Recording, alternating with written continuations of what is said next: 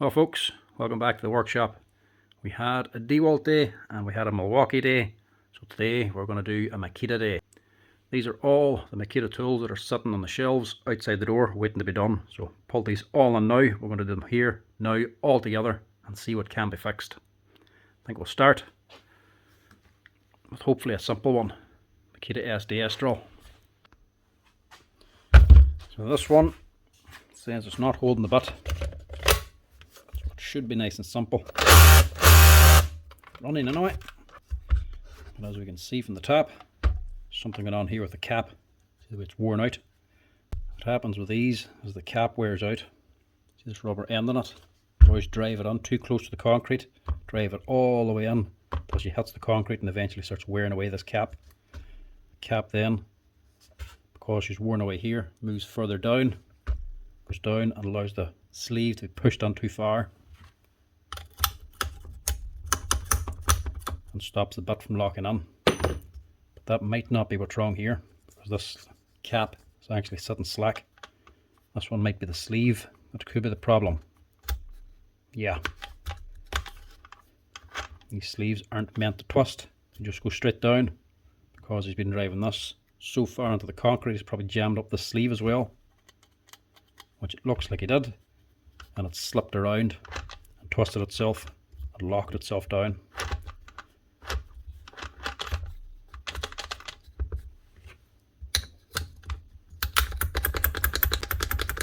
So that looks like it could be something to do with the problem. But it's a cheap and easy fix anyway, this one. For one, that cap needs to be replaced. This would also do with a little clean out. It's absolutely full of grit.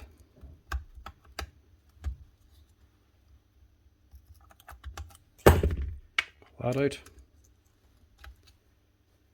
That's fitted upside down.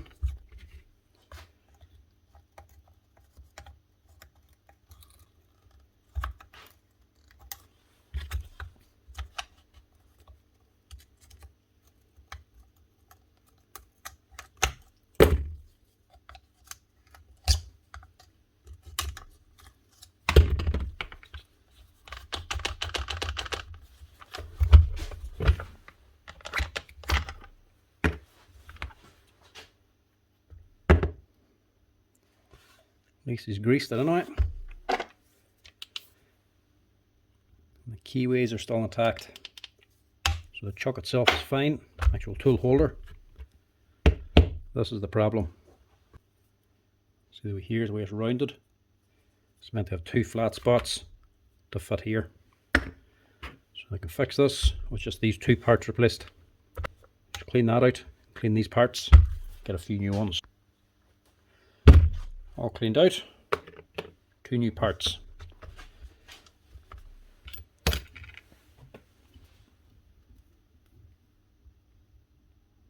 little dab of tool grease, just to make sure everything stays lubed. Your metal ring is on first with the chamfer facing up. That's what actually locks your bit in the tool holder. That's what actually pins on your two balls that hold it on. Your sleeve then, as you can see from the difference, this hole is now round. It's meant to have these two flat spots.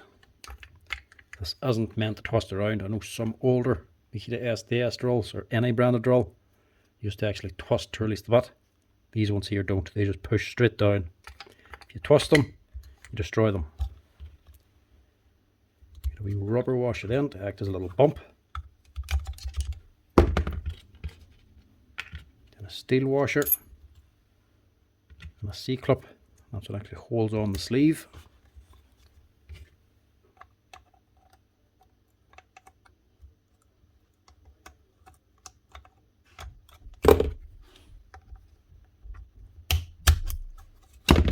That clicks in there. This metal ring then on top is what holds on your cap and actually faces down the way. And a C-clip to hold that on.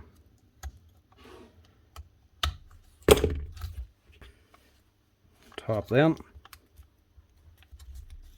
just your rubber cap, and that's it fixed.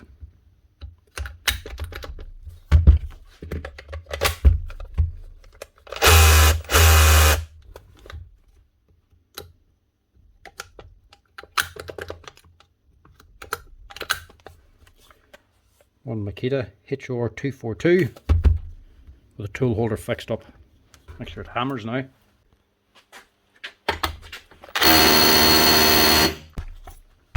Yeah, hammering fine. That's it. That's the first one, ready to go with a nice cheap fix. Now, move on to something a little more complicated and a little bit bigger. Makita hammer, or hammer drill, is an SDS Plus drill. HR3000C. It's actually a 2000 machine. 24 years old, this thing. Let's see what's wrong with her.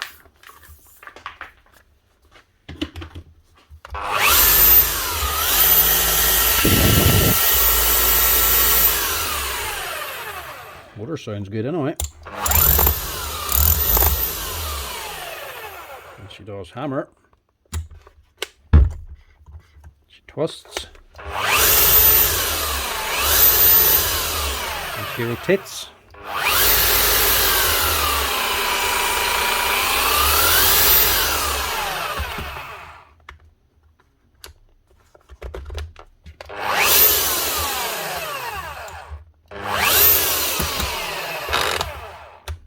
And she goes into drill only mode. What is this actually in for? See what she hammers like down the ground.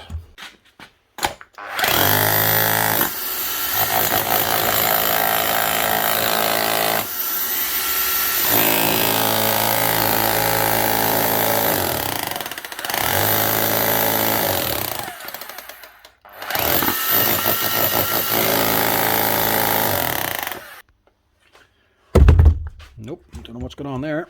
Maybe it's the tool holder.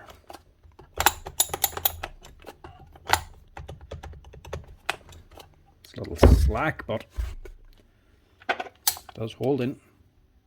And the keyways are still on there. So tool holder's not the problem. Give a spanner a ring, see what he's actually left it on for. Right, he actually says it's just not hammering. Clearly it is. Now, can't even say he didn't have it in the right mode or something, because it was on hammer only mode and he has on a flat chisel, so he was chiseling with us. Try this again just in case.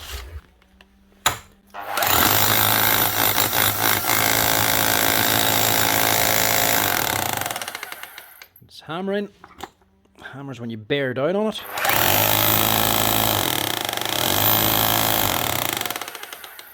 And it even starts in the hammer when you're pushing down as well. And it's actually lifting itself off too. If you put a little pressure on it, it's actually got enough force in the hammer to lift the whole machine.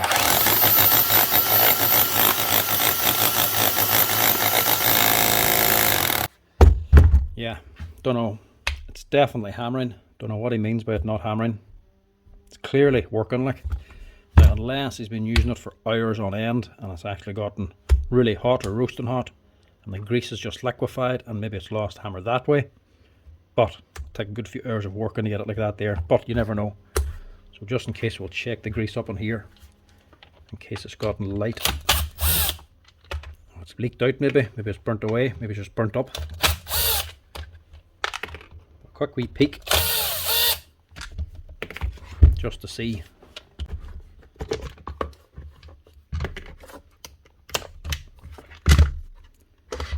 Just a queer bit of work now. Not to say it hasn't been worked.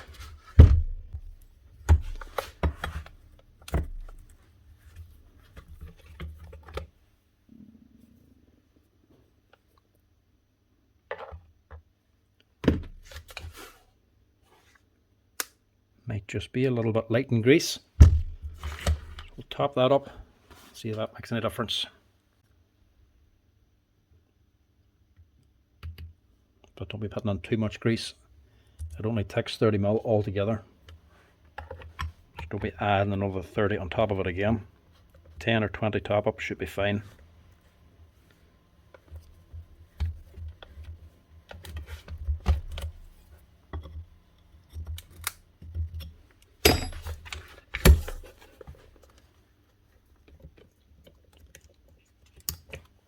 just running too well for me to go servicing this thing. Charge the man €100. Especially 10 or 20 mil of grease can fix the problem.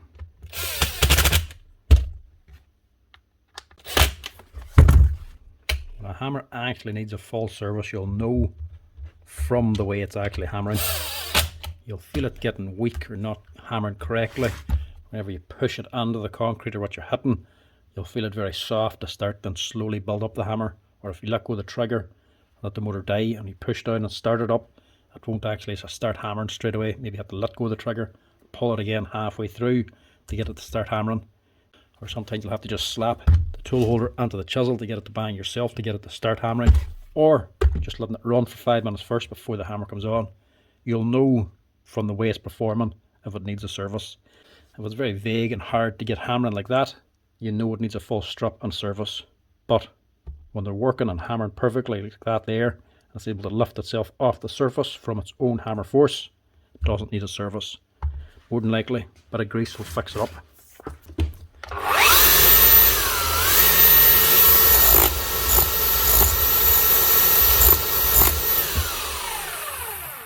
That will do the job fine. An old HR 3000C with a little bit of grease. We'll go on to a few that aren't normally worth fixing. This is the DHP 482, a wee cheap and cheerful Makita drill. Yeah, and it's burnt out. That's normally the case with these things. Either the motor's burnt out or the switch is faulty. If the switch is faulty, it's definitely not worth fixing. The motor, hit or miss. You can buy the armature for about 30. Set of brushes cost about €8. So this thing to actually repair costs about 40 or 50 euro maybe to put a motor onto it. The brush ring is actually quite a good quality one. It's a Bakelite, basically a thermoset plastic. Doesn't tend to actually melt, so you don't normally have to replace that, so it makes it a wee bit cheaper to replace that motor on it. But even still, these things aren't really all that expensive. Most shops you can actually buy this here for less than €100. Normally around 90 euro maybe when they're on offer or something. These things, basically, they're only light duty. They're Makita's second smallest drill. They only have the smaller DC motor one then this here one's the next one up. So it's not all that powerful. They're good for the likes of kitchen fitters or DIY sort of stuff, where just somebody's not going to be completely reliant on a cordless drill. That's about the height of it. If you're doing any heavy work, this can't handle it. This one, still pretty good shape. Chuck ain't worn, a little bit of corrosion on it, but it still turns free. The drill ain't looking that bad. So we'll see about changing the motor on this. Hopefully that's all we need. Set of brushes, CB40s, and an armature costing around €30. That's the number there, 619380-9. This is probably one of the most common armatures you're going to fit in a Makita drill. Because there's so many of them, probably getting an armature, it actually keeps the price of the part down.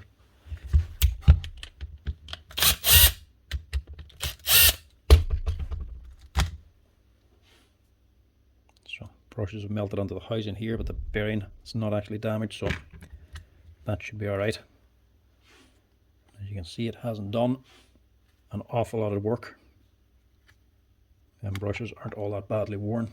You could, if you're doing it at home, keep them brushes and just reuse them. But I never reuse an old set of brushes with a new armature. It's just not worth the risk. So I'll get rid of them, replace them. Just lift up your little springs so the new brushes can go on. And just open this up.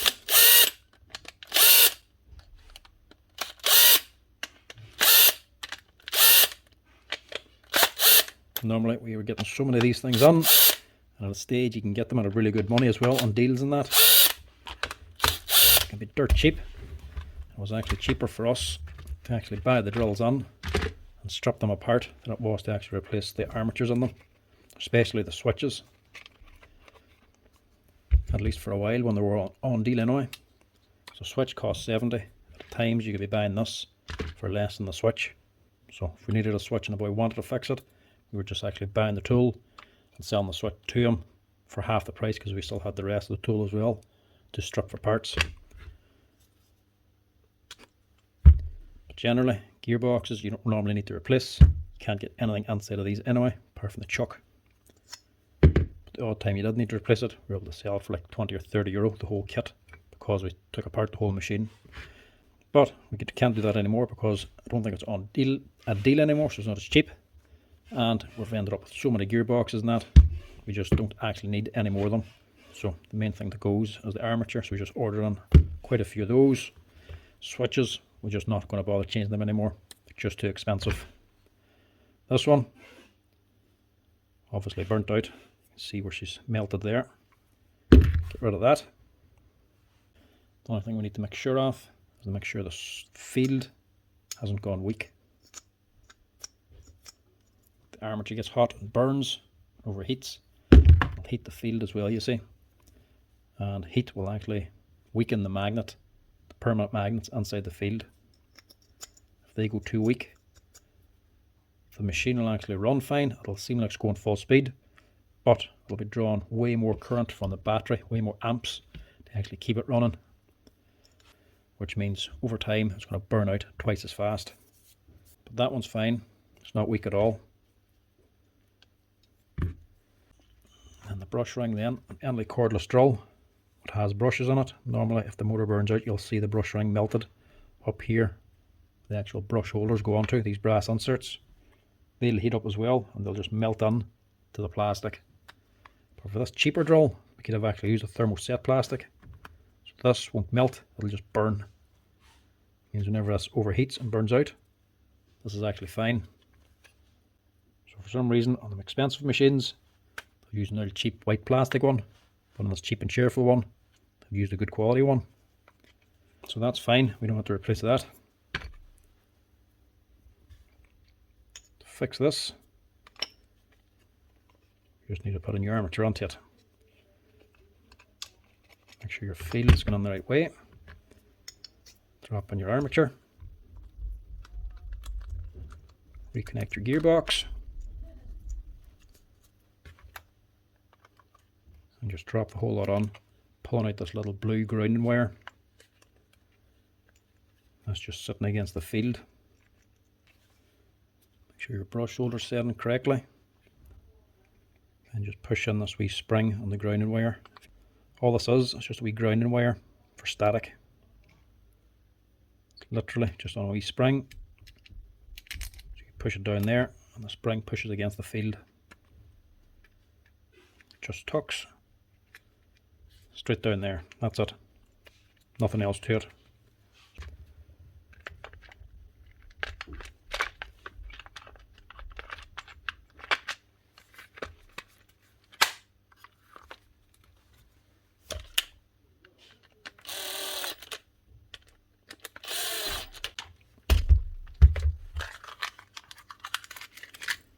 Lastly then, new set of brushes, and hopefully this man will learn his lesson and not use this small drill for anything too heavy.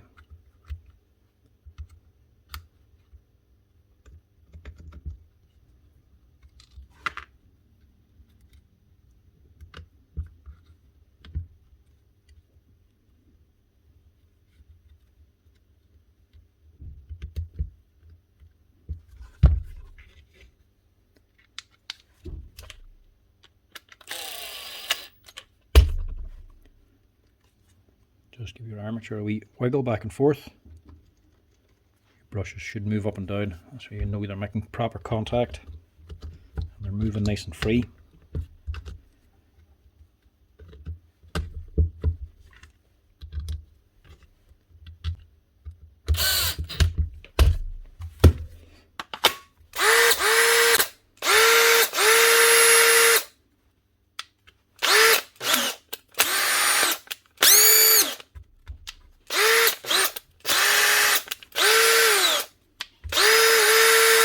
That's her, up and running. She'll not smell great for a little while because she still smells of burnt out motor, but that'll fade over time. One Makita DHP 42. One new armature and a set of brushes fitted. That there altogether, including labour and VAT, costs around €45. Basically, half the price of the machine. That'll do it. Now on to the next one, which is again, can sometimes be a bit of a hit or miss. A Makita multi-tool. This is the smaller DTM 50. It's actually a 2023 machine, so not old. I actually wonder if this is inside the warranty or not. It wasn't mentioned, so maybe it's not.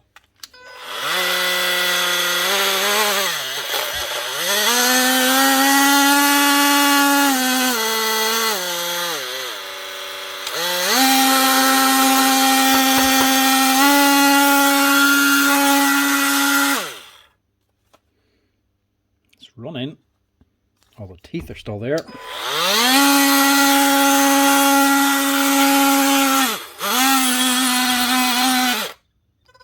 Yeah, something to get on there. What's that about?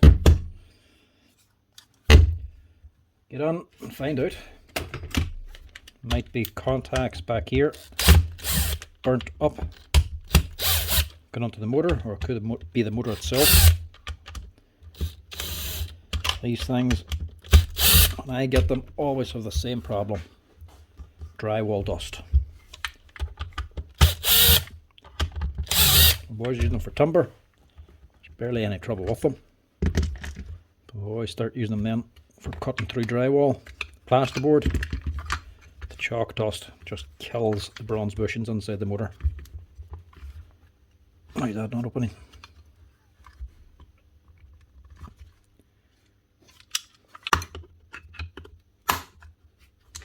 Well, that's something to do with it.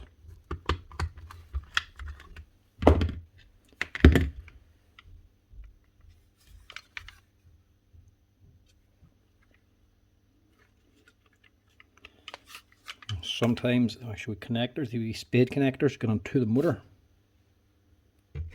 They can overheat if it's getting overworked and melt. They become loose if they do. But that one's alright. They're not burnt up, so that's not the problem. Going a bit further.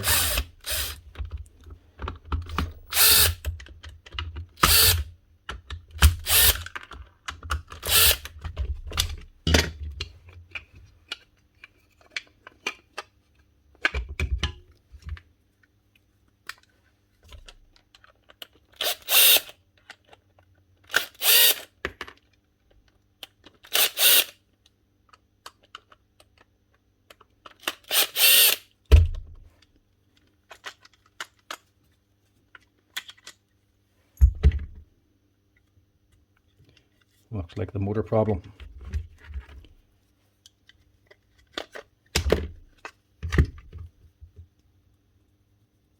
Not turning.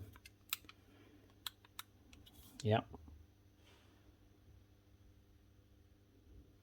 The bronze bush is worn out on the DC motor.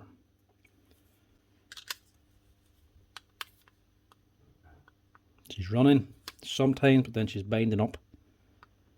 And she's just wobbling about now. Again, problem is drywall dust. I was using it for drywall, dusty jobs. All this gets into the bronze bushings here because it's been sucked through by the fan and actually destroys the bronze bushings. That dries out the grease, starts wearing out the bronze, and that starts flapping around, wearing it even more then. They'd last an awful lot longer if they would just take an air compressor to them once in a while. We'll see if this is going to be worth fitting a new motor to it.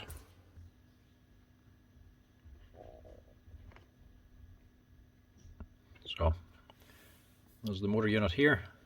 That there costs roughly around 35 or 40 euro. So for me to fit that, it's only going to cost about 50 euro maybe. So this one will be worth fixing. Biggest downside of this machine, everything else is available.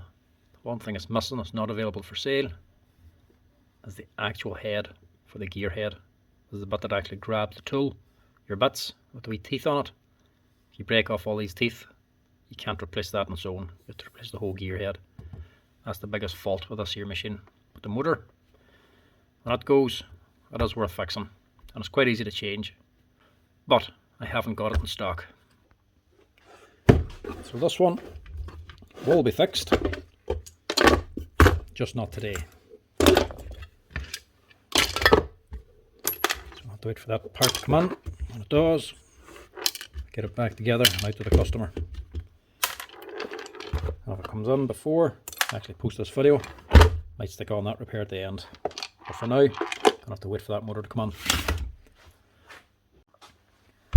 Next up, we have another Makita drill. Again, that's the DHR 242.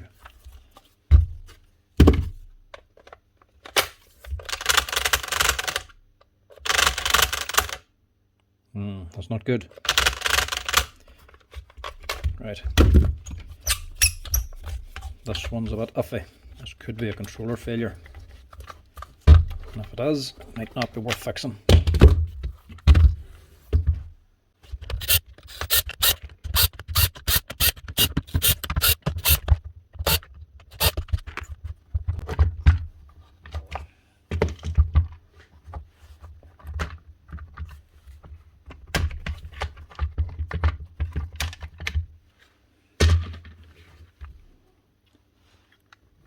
These leads down here can sometimes overheat and burn up. That one actually does feel a little bit slack.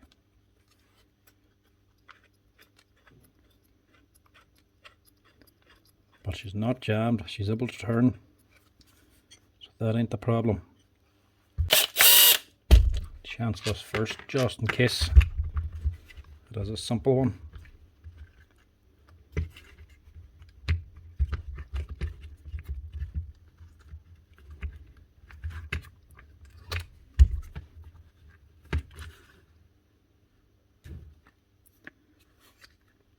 The stator itself isn't burnt up.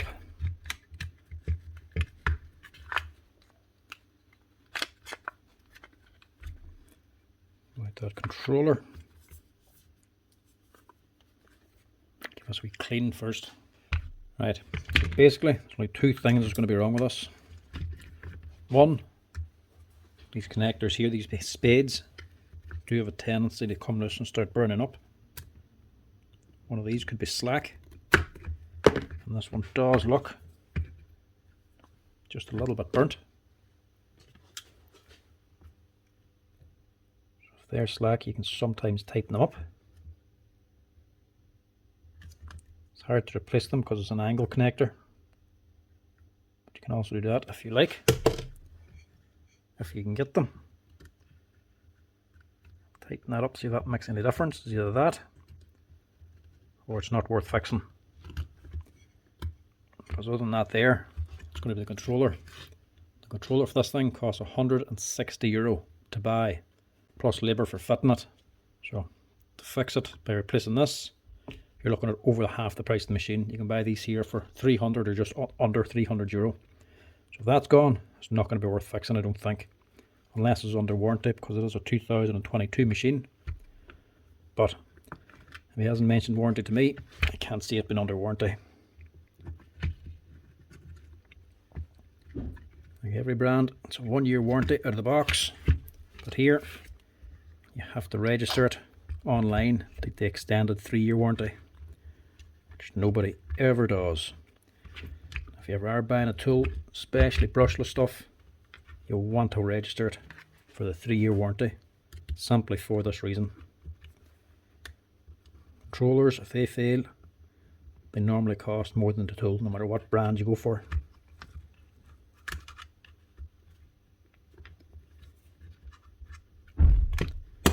I'll get this shoved back in again now and give it a wee test. Everything else on this is quite cheap to replace, even the stator itself, because this is actually separate from the controller. If this burns up on its own, you can just buy that for 20 or 30 euro. But this, I would guess, is the actual problem.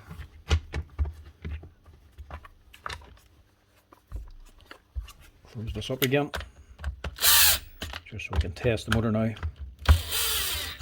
Never run a brushless motor with the housing not closed up.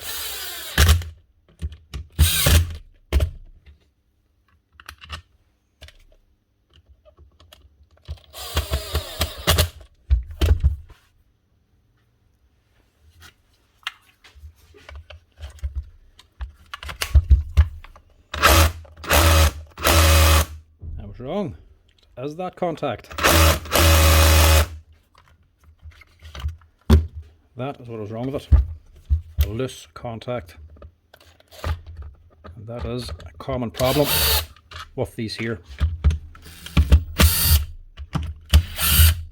They put a lot of protection onto the battery retainers down here, the contacts here, just in case the vibrations from the tool burns out the contacts in your retainer or your battery. But they don't seem to have accounted for that vibration affecting the spades in here. So just in case, I am also going to stick a little bit of solder on these things here.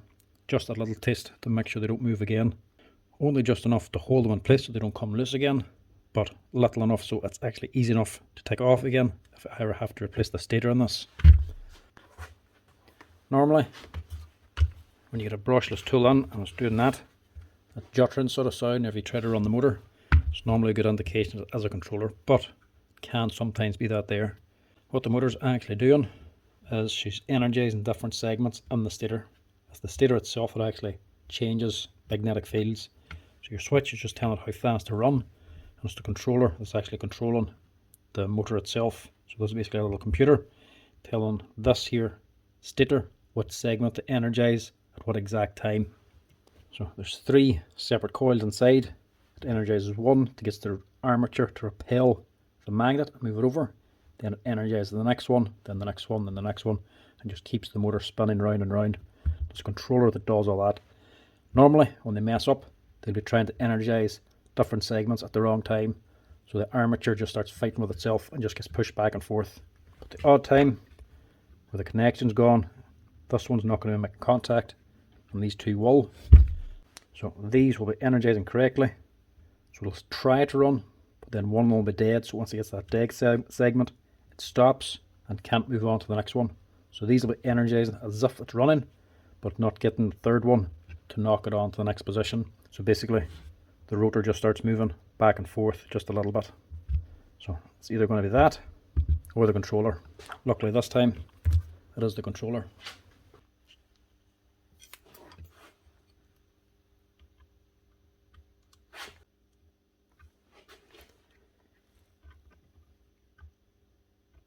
These other pins aren't as susceptible to it.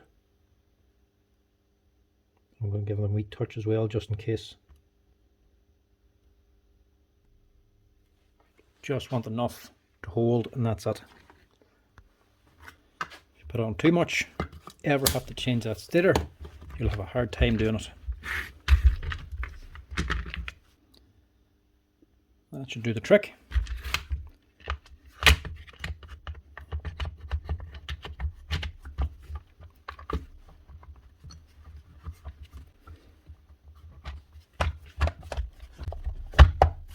Hopefully now I can continue running and not burn up that connector again.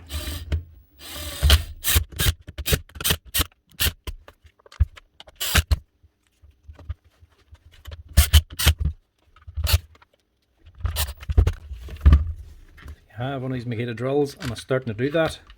It becomes intermittent or just doesn't run. It makes that clicking sound. Get it looked at, because if you leave it too long, then contacts burn up too much, you're not going to be able to repair it without replacing that controller. But if you get to it in time, it won't do that much damage, and you can easily just fix it up.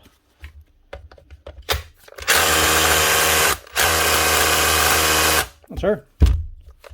Another DHR 242 up and running again with just a little simple fix.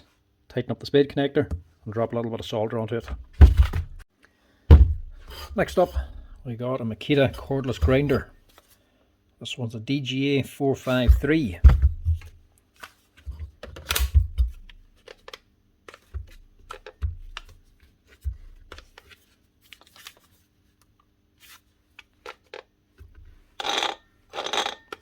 Doing nothing. Actually totally dead. Didn't even show me a battery.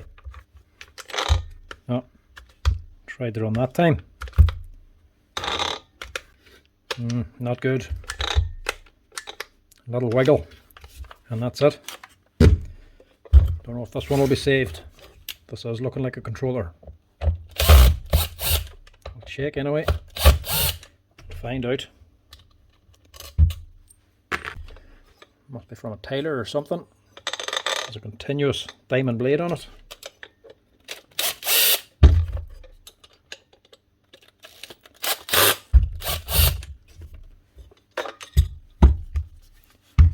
What is she? Only a 2022 as well. She ain't old.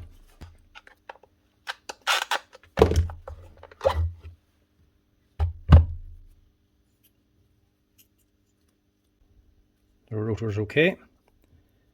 Bearings are good. Stator's not burnt. It is getting the Makita problem, mind you. See that wobble? They eventually start to come loose for some reason. Once they come so loose, move over to one side. The magnets on the rotor start pulling the stator over and sticking to it. They'll start rubbing on that side. But that's not the problem here because it hasn't been rubbing.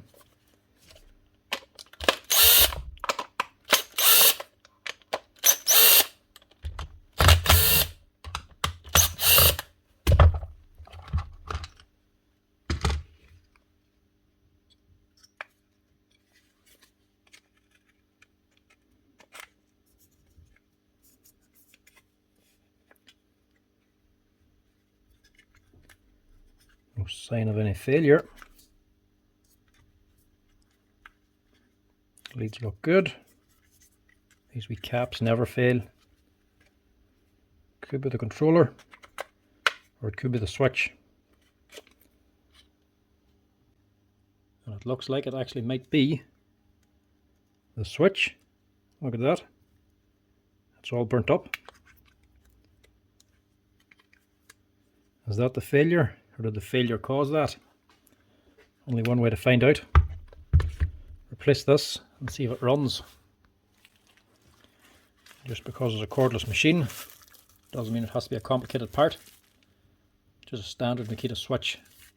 That's the number there. Only cost about €16. Same switch, using a lot of Makita grinders and some Bosch and Mikwaukee ones as well. Same type, made with the exact same brand. I'm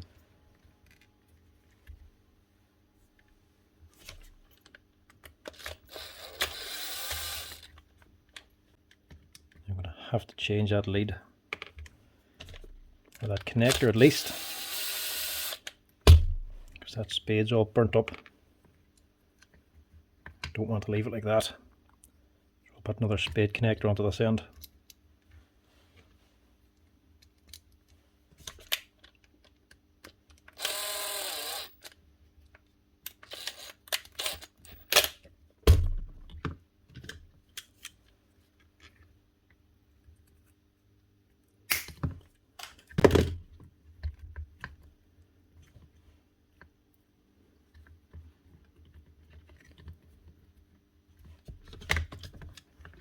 Didn't get all of it. Don't want to take off too much.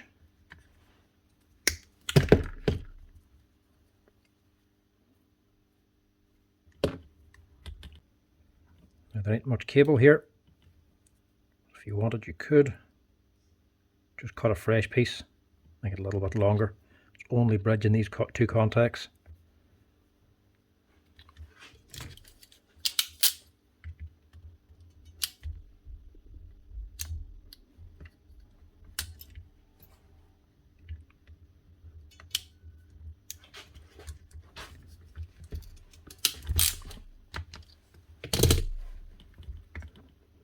Clamp that.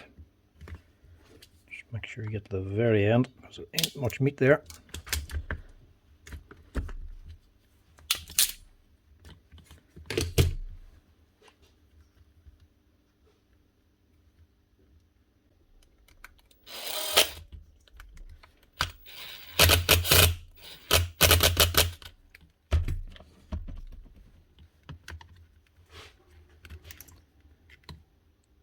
these are a little bit slack. Just give them a little pinch. That'll tighten them up.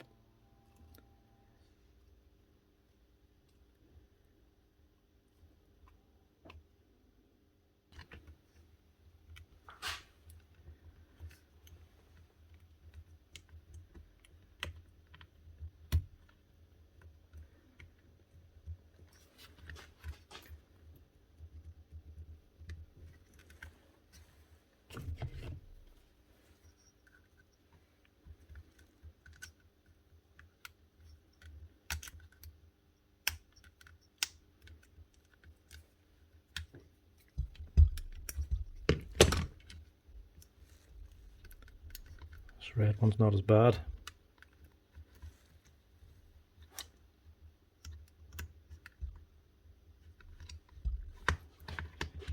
See if that cures the problem. Might work, might not.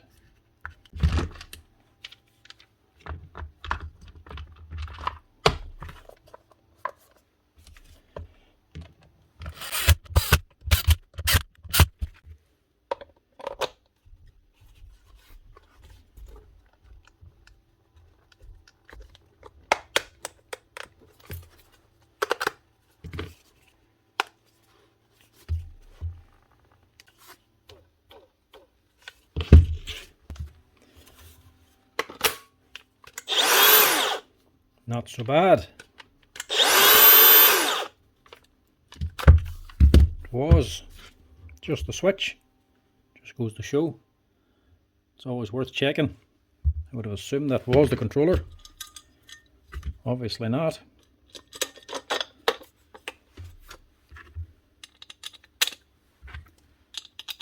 That'll keep this man happy. Save him buying a new machine.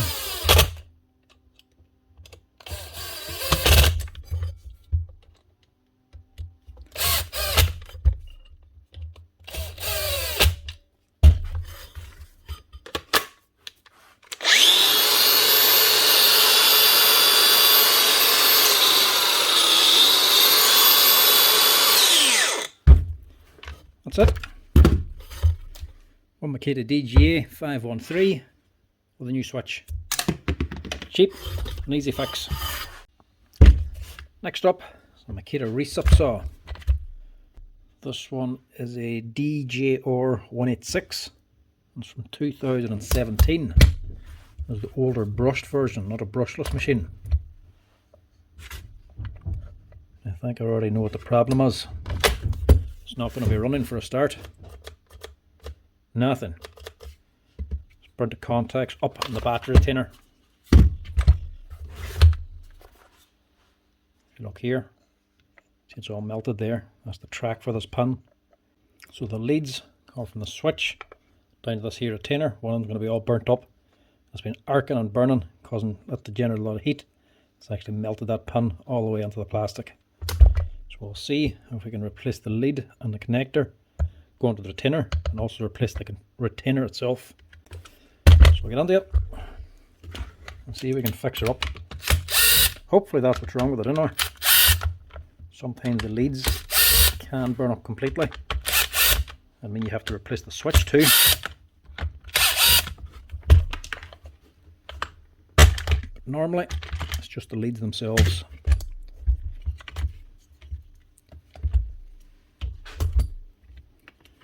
There we go. That one's gone. Looks like this has actually been done before, look. That's just a blue spade connector. They're meant to be an angle connector like that there, look. That's a straight one. So somebody's tried to mend this before. Hopefully this will fix it anyway, and it hasn't been something else that's blowing. But the MOSFET from the switch still looks good. That's not destroyed. It's on a nice big aluminium heatsink as well.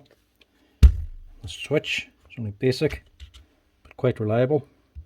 Generally the brushes don't really give much trouble on these. So we should be able to fix this, as long as this is the only problem.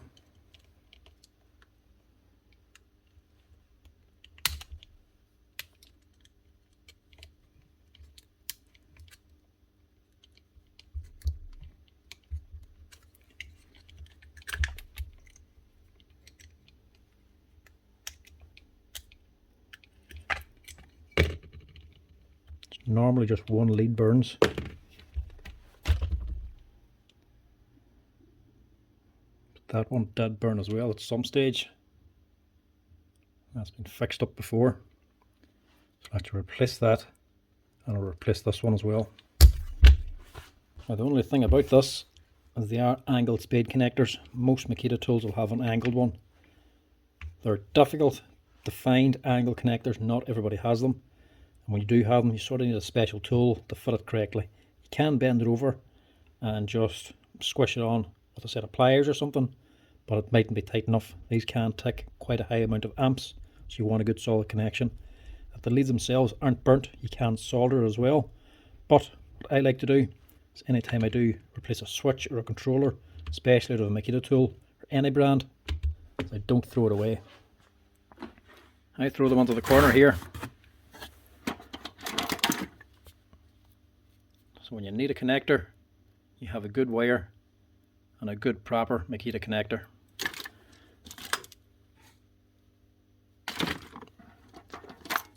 So I'll get one with a good long lead. This one will do nicely. This is an old controller of what, a Makita hedge trimmer or something like that. Maybe a chainsaw. I hold on to these for the connectors and for the odd wee tactile switch. This wee one as well. Give me that. There's the black one. And give me that.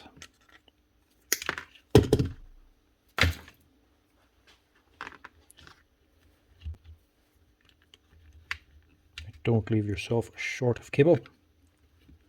Only good thing about Makitas, if this was a Bosch, this lead will be just exactly long enough to fit and no more. But with the Makita, they actually give you a little bit of extra. Not much in this case, but there's something there. I want to fit that here with a bit of spare. So I'll cut that one down around here. We want a bit of room as well to put on some heat shrink, so you don't want to cut them too far up here. Plus you don't want to solder it onto the old connector here, because the amount of heat you're going to have to put in to this here switch pin to actually unsolder it and solder in the new one, you're going to probably end up melting something inside. You'll actually melt the plastic holding this pin. So leave that alone and just solder it on.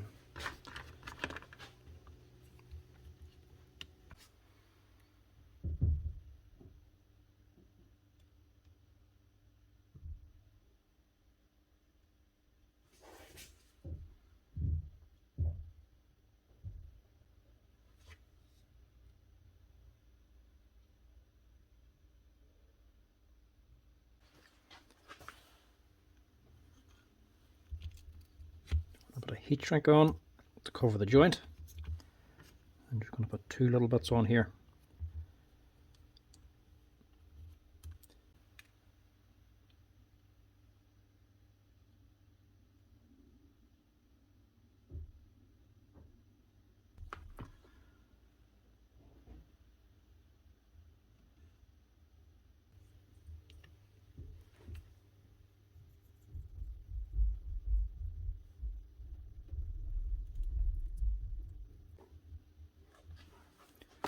Right, that fixes the leads. Now I need a new retainer.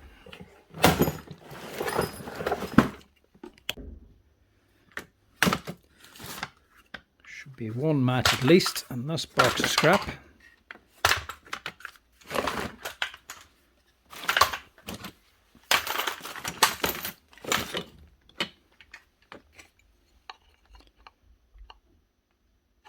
Wrong pin.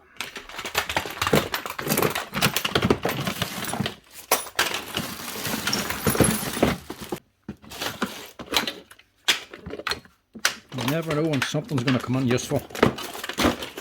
Sometimes it's best to keep a few scraps.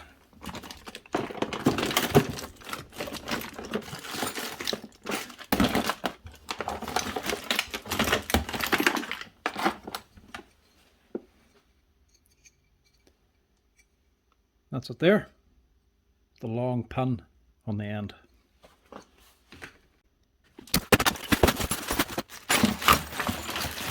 Someday I'm going to read this box out. Someday. Not today.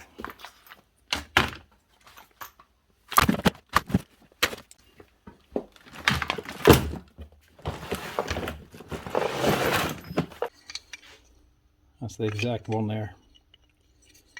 You don't only do about 4 or 5 different ones, but you have to get the right one. Either the pins could be different, the actual mountings, holes here mightn't line up. If you don't get the right one, it won't actually fit in. Sure we're on the right way. Black for negative, red for positive.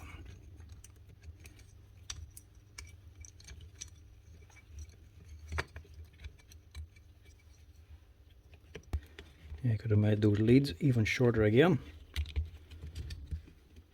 There's not much point in changing them now. It'll do the job.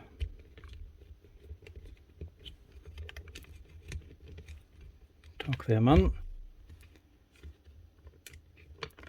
Make sure they're not going to get nipped. And that'll do. That should be all this needs.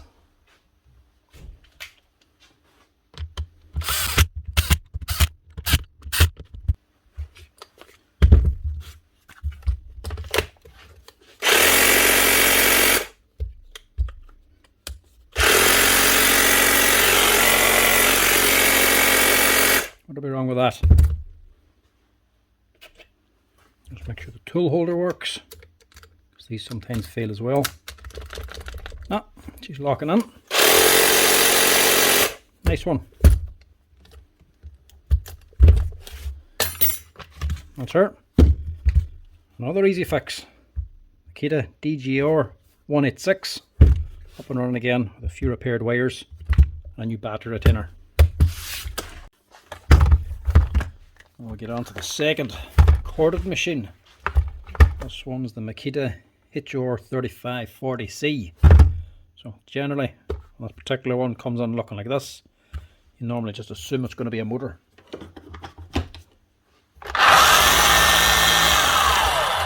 Yeesh.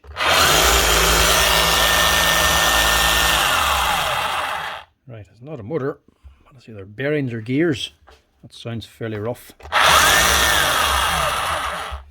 And we have a flashing light as well for the brushes, so brushes must be well worn down. She's a little bit rough, this one. Top cover's cracked. It's loose, but that doesn't matter.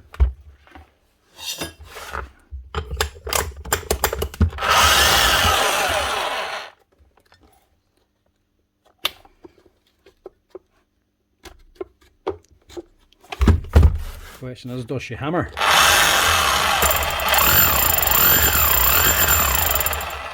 It does. I think it's just the sound and the light. The biggest problem is going to be the sound. Where is it coming from? Those bearings, we're laughing. If it's gears, we could be crying. Or at least the customer will be.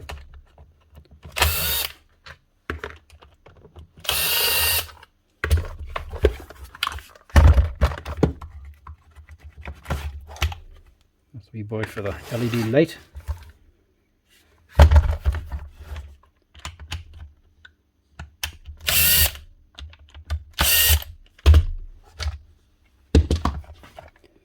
Yeah, brushes are just about gone. What's going on here? Brush plate's damaged. Damaged but not broken.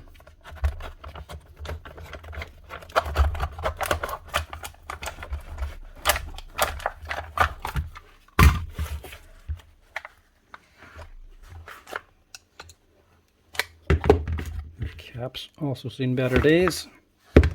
Replace that.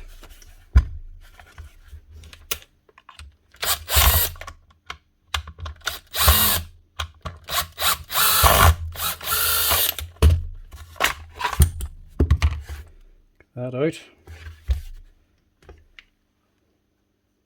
A little bit of an oil leak up here, but not much. Leave that on for now.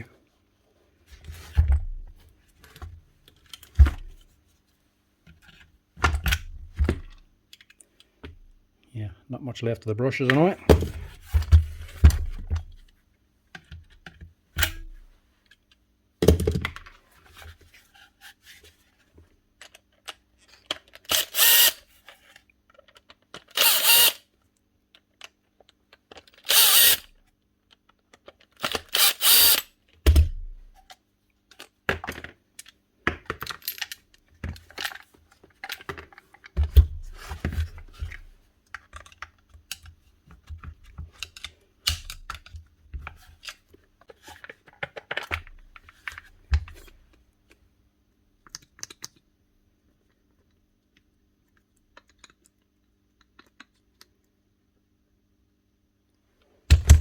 I don't know if the crank bearing's gone or not.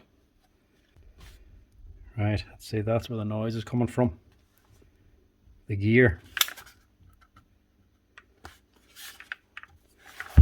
That's badly worn. Well, hardly badly, it's worn, but it's not worn out.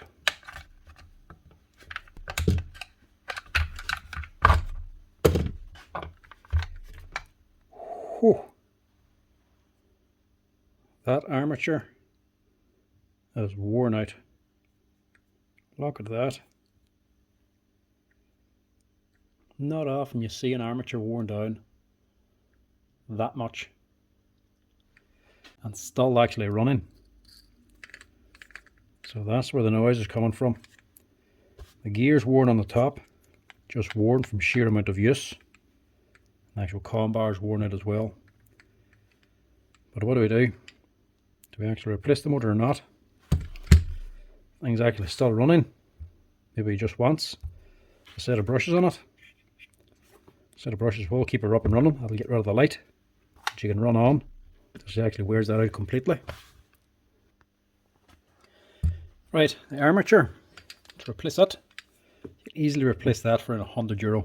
It's about 80 plus the VAT to actually buy that armature. And it's not all that difficult to change, as you can see. But it always pays to ring the customer first, just in case. Customer says he thinks it's just a set of brushes. The light came on and just wants the brushes changed, so no armature this time. The noise ain't bothering him. And he's happy to keep on running it the way it is. Which, to be honest, makes a bit of sense. Just top that up a little bit. Because at the end of the day, you're replacing that armature for an extra 100. If you leave it and let it run out or burn out or wear out, whatever, it's still the same money. It's still going to cost you an extra 100 just to replace that. So we may as well leave it until it's actually worn out. I'll just blow this out first with a compressor.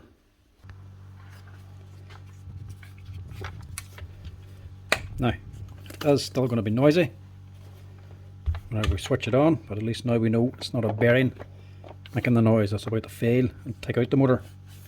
It is just the actual gear on the armature itself is worn out.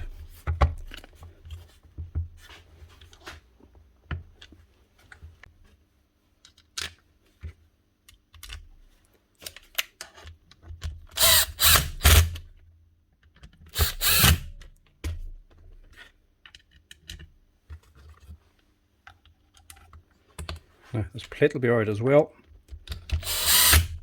That's only cosmetic. It doesn't really serve any function apart from actually showing you the modes and just covering up the black plastic cover underneath. So that'll be alright the way it is.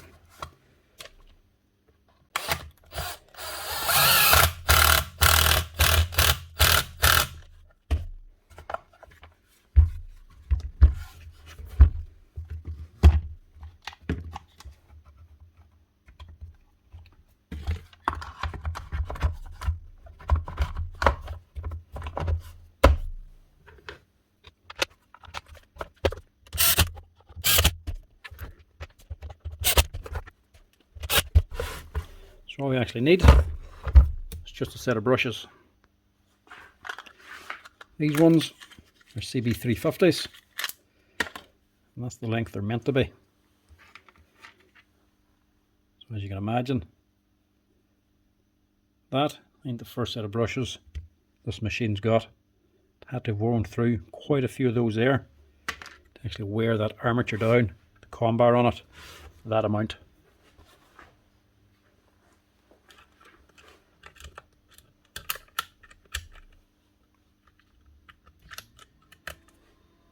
This will spark to begin with because of the amount of wear. Actually, we just ship these a little bit because that con bar on the armature is so badly worn. These new brushes are just too flat. The armature is going to be worn to a curve. They're not going to sit down perfectly. There's going to be a gap down here which is going to cause a spark. Not a big deal, but to avoid as much sparking as possible, just take a wee chamfer off the end of the brush, just round it a little bit on both sides, just to help it bed on that little bit sooner.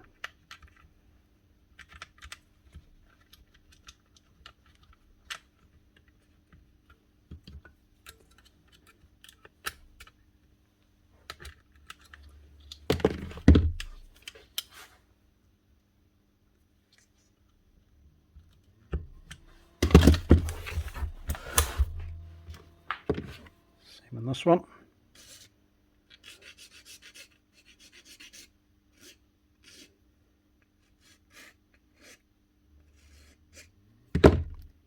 Do it as evenly as possible. Sometimes helps, sometimes doesn't do anything. But I prefer to put a wee bit of chamfer on it, just to aid it a little bit. So when they're that badly worn, they will produce quite a spark when you put on a new set of brushes. Now, try that. We'll like the cover first.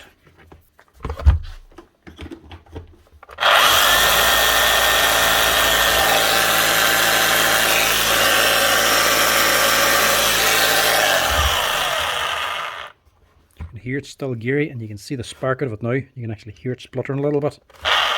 But as you run it and you push it on the brushes,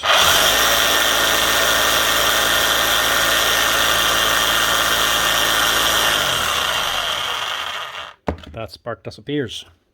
That's because you're pushing the brush down harder onto the armature, closing up the gap and actually causing the spark to go away. So as they bed on, that'll actually stop sparking on its own. But eventually that armature will need to be replaced. It could run for a month, it could run for a year. You just don't know. Depends how much this man's actually using it, how long it's run for at any one time, and how often he's actually taking it out. Now the other thing I'm going to replace is just the rubber cap, because that there is just badly worn.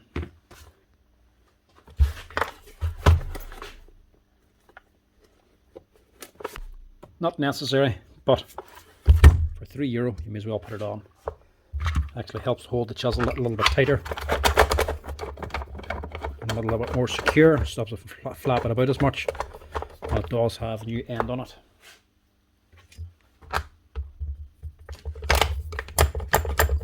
Hold it that bit tighter up the front. Now we've forgotten something.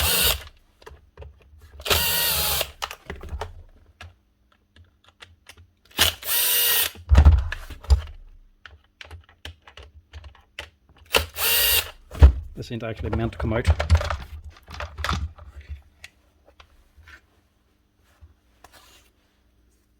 When they fall out, I always forget to put them back in again. It takes the light from here, from the LED, to shine it through so you can see it on the other side. Sometimes they can come loose and fall out whenever you open the handle. And when they do, I always forget to put them back in. Normally they just stay on the handle, clicked into place, but when they're getting this amount of use out of the machine, they start to come loose.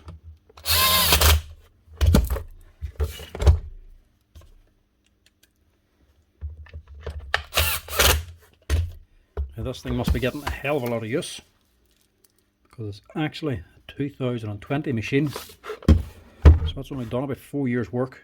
And it's worn through that armature that much. That's unreal. Normally you see them like that when they're about 10 or 15 years old, not 4. Now, the red blinky light for the brush is out. The motor's running, still sounding geary, but you'll not cure that till you change the armature.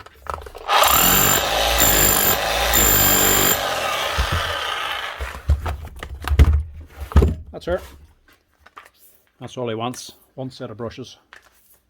And get the motor replaced, or it eventually packs on. So at the minute, it's not gone yet. Next up we have an old Makita jigsaw. There's the old 18-volt brushed version. The DJV 180. Well, old. It's 2021. Older model. It's not all that old in years.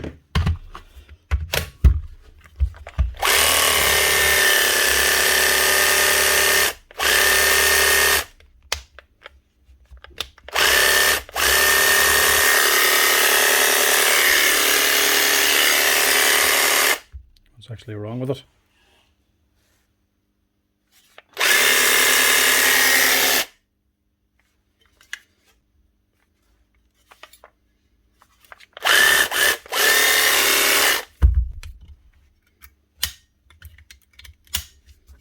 What's the problem?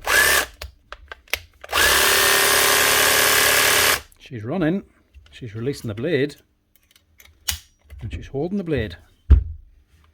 Unless it's cutting off square or something, but that's going to be to do with the fact that the blade's bent, not the actual tool holder.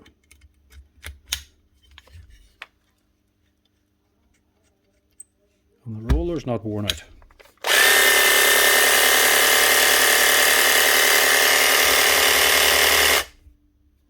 Don't know why that one's left on. Of course, no phone number on it, so I don't know what the problem was. I'm going to just check inside the gearbox, because sometimes, like the Dewalt, these can full of sawdust, just in case it's been laboured or something. Because it's all full of sawdust, we'll check that. I'll also just check the brushes as well. Unlikely, but worth checking. Worn, but not too badly worn. Still got about half their life left.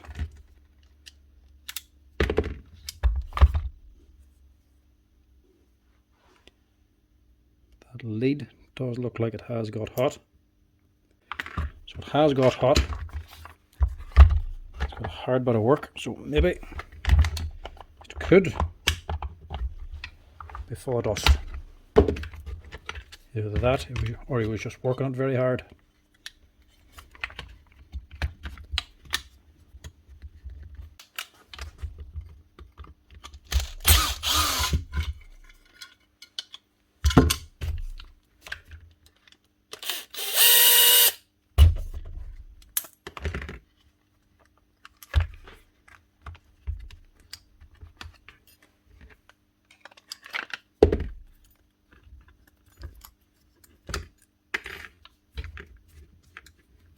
Does feel a little warm, but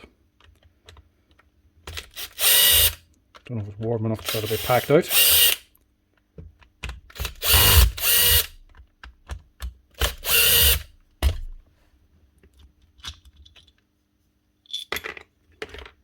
And there we go.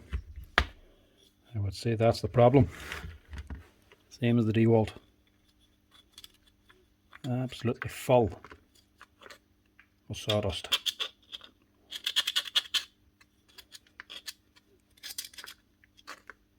Mind you, this one isn't as badly compacted just yet. It's basically just taking up all the grease.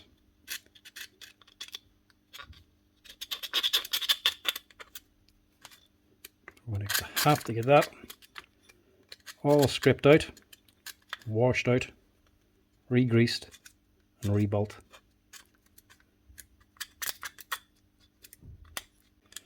Yeah, you see, there's where it's been laboured. A lot of force just to move that. So all that dust and grease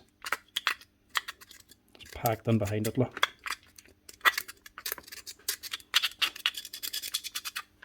It's not just Dewalt with this problem. I do find most actually do this, or the main brands anyway. Maybe because it's a cordless tool, 18 volt. Doesn't have an unlimited amount of power.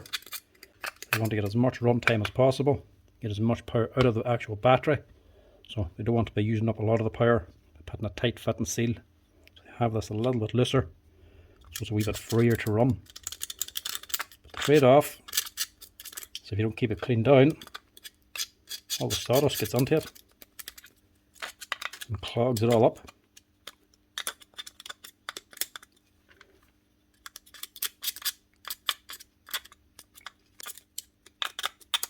Right, make the rest of that with a parts washer. Still gonna have to strip this down.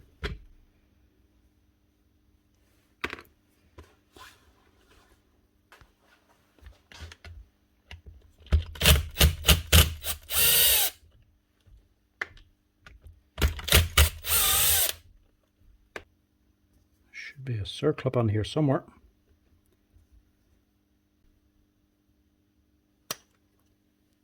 There it is.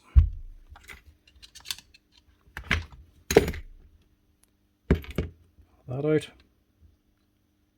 And look at that. That's sawdust and grease.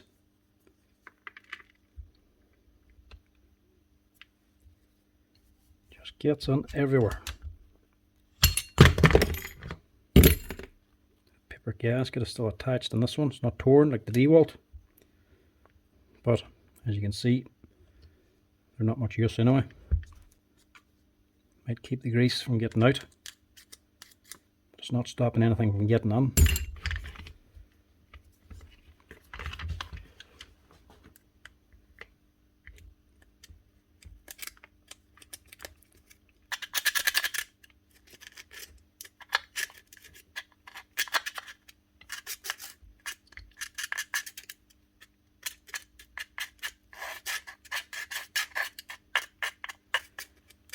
And you have to scrape this out as well.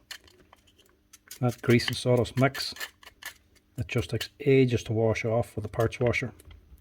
So you have to get a head start and actually pick a lot of it out. Otherwise you'll be sitting scrubbing on it all day long.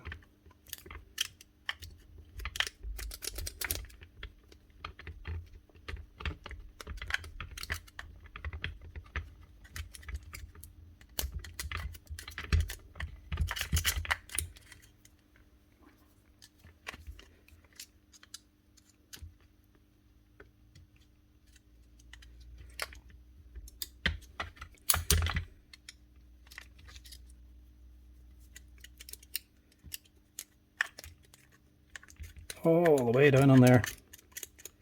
Just no end to it. You have to dig down this far anyway, because if you want to actually take it out, you need to get to the screws that hold it all on.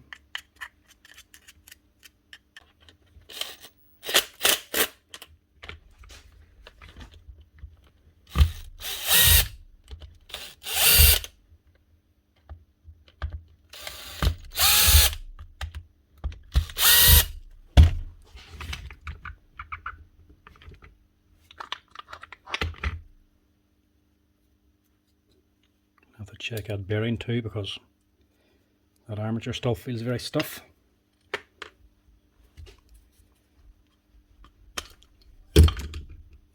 Yeah, sawdust must have got on behind the seal and seized up that bearing.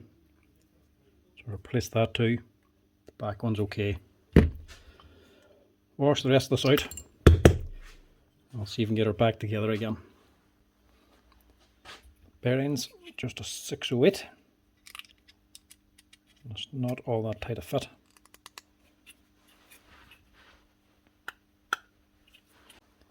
Now on the back of her, the seal for keeping on the grease. As you can see, there ain't no seal. The seal is basically the bearing. These things, they're not really running hard enough or hot enough for them to leak the grease all that easily. Plus the grease is a little thicker anyway, it doesn't tend to actually leak out all that much. It's more of a danger of actually the dirt getting into it than the grease getting out. So they don't actually have a seal at the back of this. They're just using the rubber seal on the bearing. That's why the last one got packed out with dust and seized up. Now before we start putting all the grease into it, we fit that onto the body. So you have to screw this on first. We stick the grease on now. You'll be getting grease all over the screws.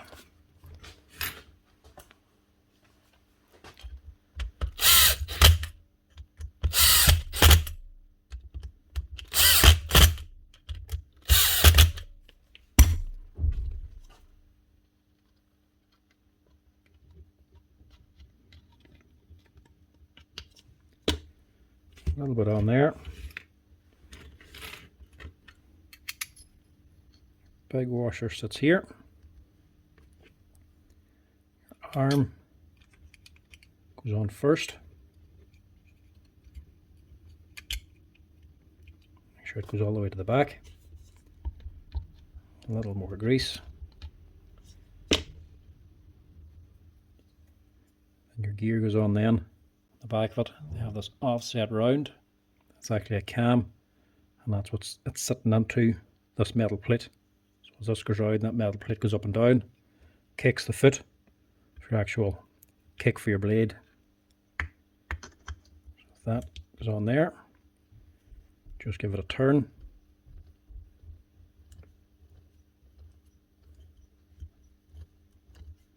And make sure it's lifting up and down here, so that you know it's actually engaged correctly. And more grease. And fit your counterweight.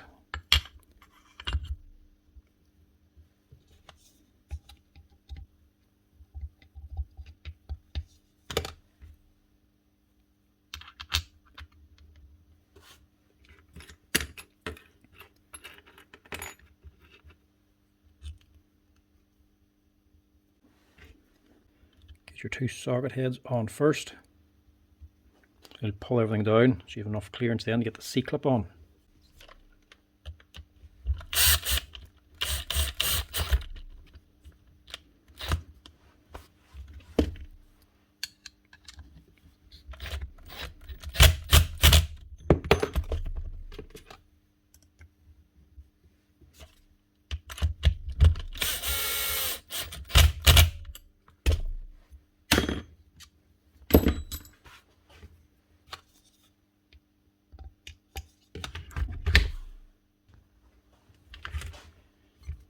Then you can refit the C-clip. Don't forget the C-clip either. You may think these bolts are enough, but these two bolts are only holding this roller guide to the gear underneath. That's just clamping them together. If the C-clip actually holds that all on.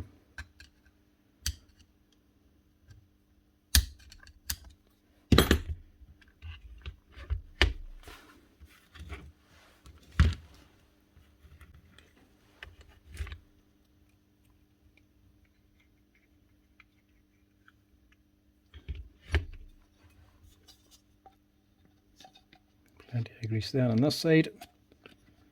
Keep the tracks and everything a good coating. And lastly then, your actual needle bearing. It's actually guiding or lifting your tool holder. Put that on, put it at the top, and have your lifter at the top as well.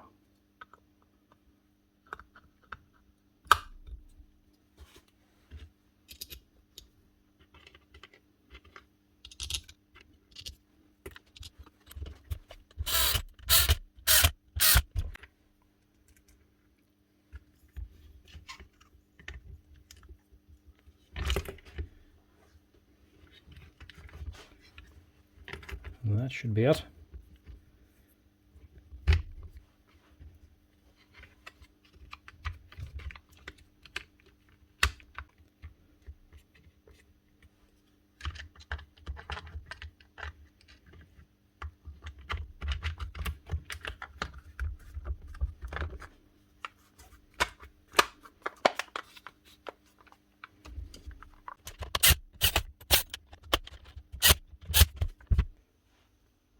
blade change mechanism.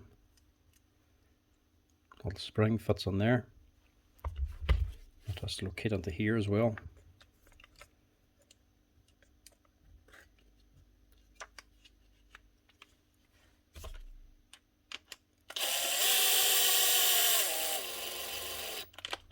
Screw it on a little bit, just so it's slack, and just pop on that spring.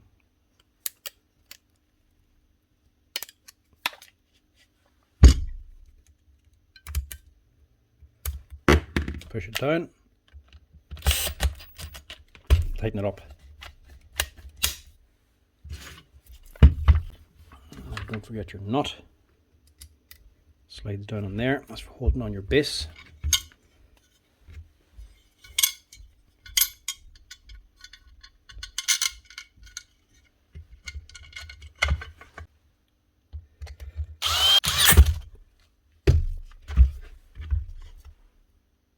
Just reuse the same brushes because they're not even halfway worn yet.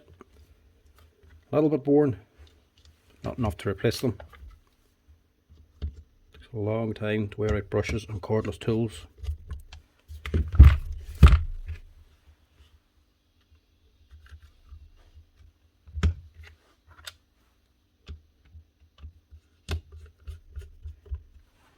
Now,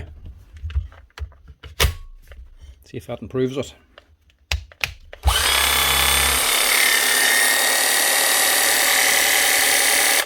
That sounds a lot better. So I'll put his bent blade back on again.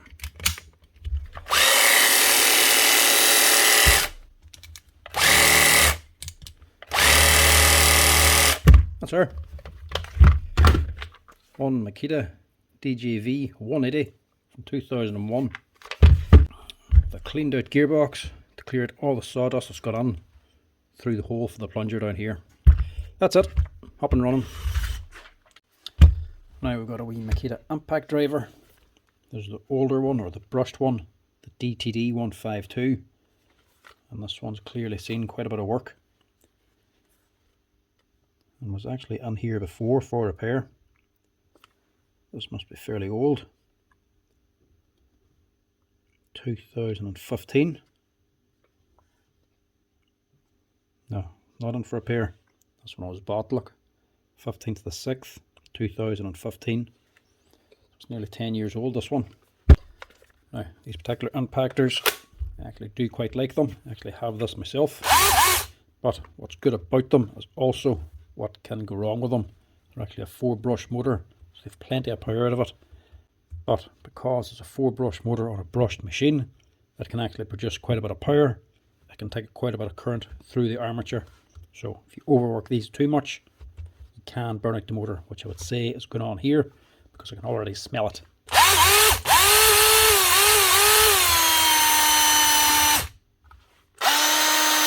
Yeah, feel the heat coming out of it. So this one needs a motor. 2015, but still might be worth a motor on it. They're not actually all that expensive. 30 or 35 euro buys the actual armature for this thing. But what's good about it is also what makes it expensive to fix sometimes, because this is a 4-brush motor, so you need 2 sets of brushes to feed into this thing. So that's an extra 16 on top of the armature. Normally they're well worth fixing at that, but sometimes you can buy these for dirt cheap.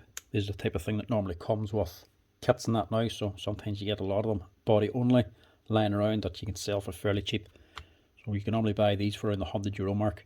So fixing the motor on them can sometimes put them to about half the price of a new machine, which might not be worth doing if you have to buy the parts. But I actually have one of these stripped down already because I need a gearbox and a switch out of it, so I think I have the armature left over.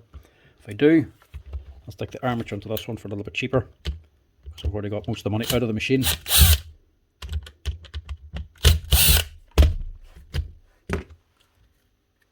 Yeah, she's done a good bit of work too. Like the other cheap Makita drill, the 458 we done, same thing. This is the black brush holder. So this is a thermoset plastic. When it burns out the armature, it doesn't tend to burn out the brush holder as much. So that might be okay. Making this a little bit more affordable again to repair.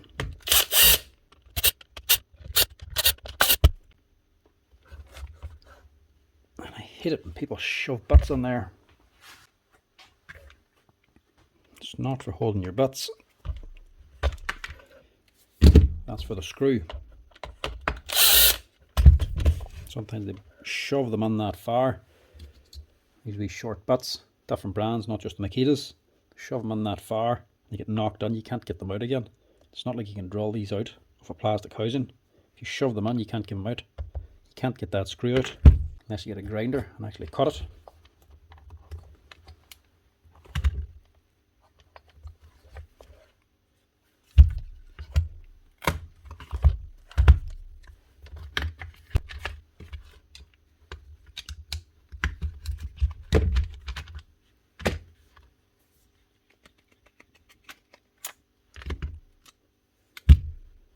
There's one of the reasons why they can so easily burn up. A very small rotor with 4 brushes feeding it. So if you run this for a long time, or if you put it under heavy load, you can easily cook the armature on it. But if you're using it properly, it has actually a nice comfortable wee impactor to use. It's a nice tidy wee gearbox on it. Nice to use, but they're not going to do hours and hours of work. I use one myself, and if you're using for techs, putting on 1,000 tech screws, a couple of hundred in, that gearbox gets awfully hot. If you're using something like a Dewalt one, gearbox is a lot bigger, so it can dissipate the heat a lot better, so you can run a Dewalt a lot longer than one of these here. But still, nice wee impactor to use. I've been tempted to reuse the brushes to keep the cost of this down, but I just don't like using old brushes on a new armature. You could just risk damaging the new armature, which is more expensive than the brushes. As you can see in that one, see it's all worn over to one side, so that's not going to sit right on a new armature. See if I have one of these anyway. So I have one of these lying around, so I may as well put it on for cheap, since I have most of the bits taken out of it. The switch again cost 50 or 60 euro. I think the gearbox is used on it, and I think the actual body was taken as well. That's all that's really left now. So same as the wee 42 again. It's the grounding wire there. Pull that out. Make sure you're fitting this the right way around. Has to sit on that way to this little notch. Make sure the magnet again is still strong enough. Actually, maybe not. That's not right. No good. You can see the difference on them. Different fan. This one's probably off the older model, the 2-brush one, but I think it's the DGD 149 or something. Right, so this is not going to be compatible for that. It's probably the same armature, just a different fan, but it also has a different bearing here. So this one's a lot smaller than this one, so it's not going to fit the housing. You can't change this because it's a pressed on gear. So getting this off will probably destroy the armature anyway. That's not going to work. I'm going to have to use a new one instead. But I do actually have a new one on stock. 6193778. It costs about 33 euro.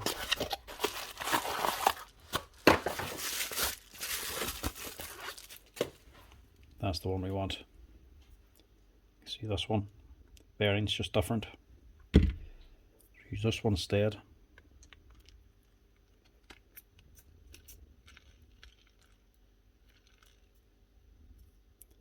It's a much better fit.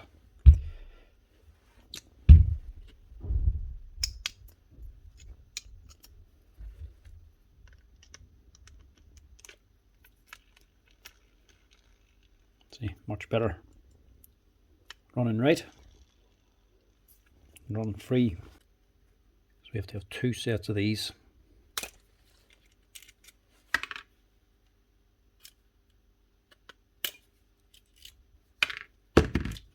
Pull them out. Now, before I actually fit it, I'll just give it a quick blow with the compressor. That's mainly just to clean up the switch. There's not much point in washing this thing out. The outside of it is just as dirty as the inside, or just as worn. Clean the inside is not going to give you any advantage or do anything for it. Drop that back in, put on your wee grounding wire, shove it down in there.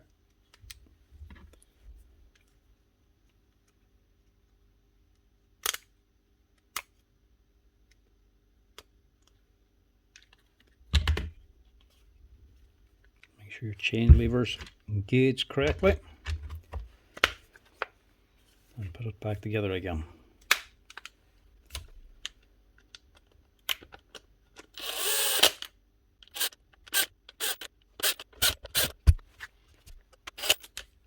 Right, brushes now.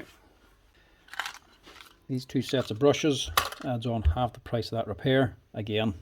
So that's where the price starts to go up. These are €8 a set. So 16 extra to fit these. But if you're doing it at home and your brushes are still alright, you could reuse the old ones. But when you actually start using it, just use it lightly for a little while first. Just to allow the new brushes, or the old brushes, to bed onto the armature correctly. But I always just like to replace them, because the boy getting the back might not know to be gentle. Plus there's just less risk for the new armature.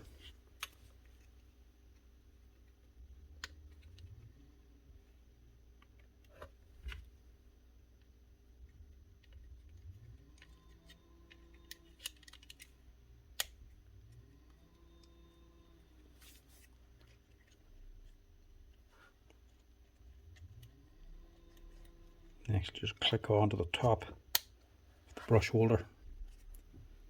Make sure all your leads are down so they don't get caught. The brush can actually move down without getting snagged. And that should be it.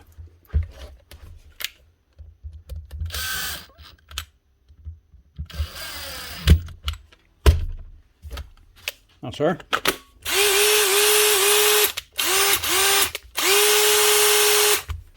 One Makita DTD 152 with a new motor, new armature. Now that, I was hoping of doing that one a little bit cheaper by using this armature, but couldn't use that. Had to use a genuine one or a brand new one. So that repair cost around 50 or 60 euro. Still worth doing, mind you, but it is around the half price of the machine. It'll keep this man running for another few years. Next one is an old Makita router, 110 volt actually. Still with the original lead, I would say. This one's the 3620. These were a very good 1/4 inch router. Fantastic machines. This one's actually from 2006. I actually have one of these myself, actually mounted to a wee router table. Things were indestructible. The lead, I would say, is the original, especially seeing as how hard it is. But I would say the lead's the problem too. Going by the tip that's on it. Must be a break in this lead. She's starting and stopping. He's got it tipped round like this here, so it's actually making contact, so you can actually use the machine. You see boys doing that instead of just replacing it for a little while. Actually, bearings now might not be great in this either. That's quite stuff. Test it here and see. Yep, bearings for a start.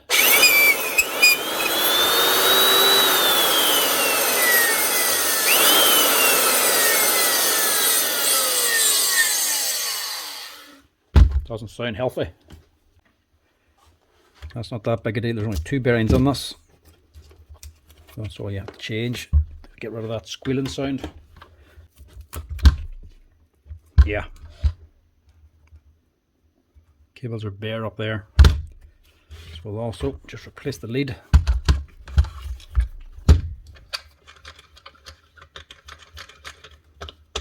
Take out your lever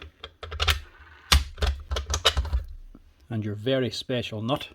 That's actually what it's called.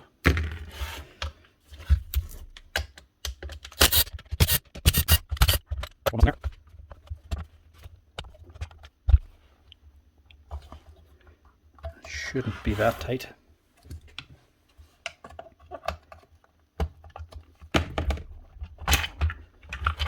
There we go. Take that out.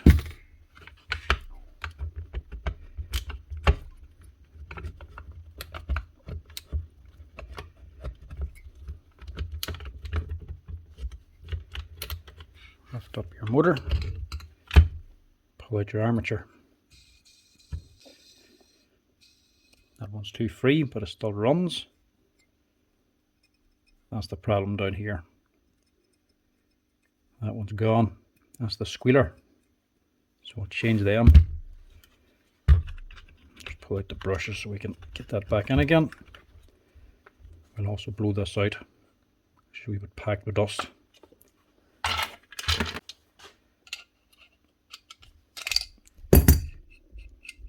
Get these bearings changed first.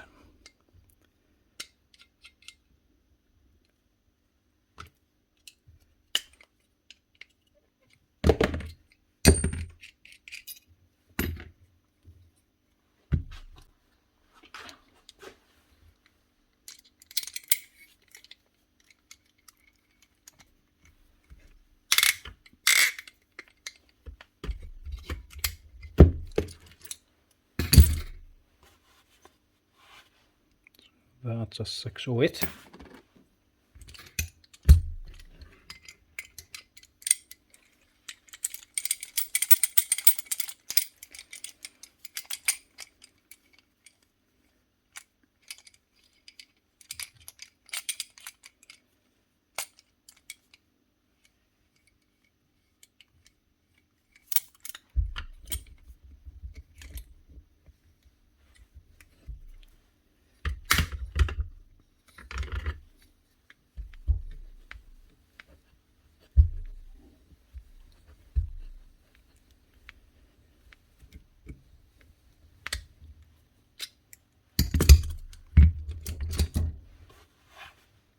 And the bad one is a 6003.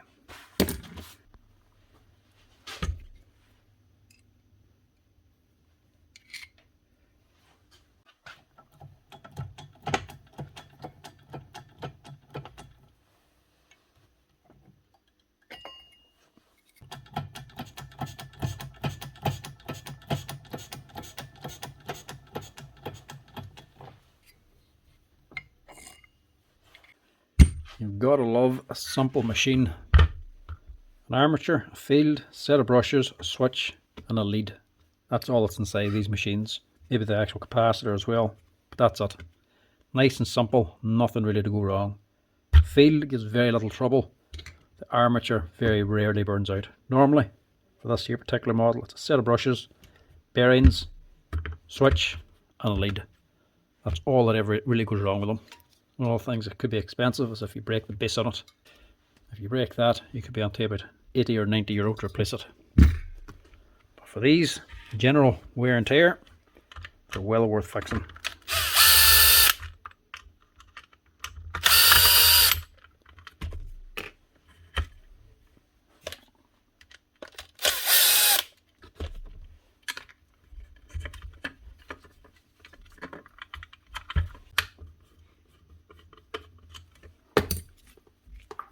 You can keep that grommet as well.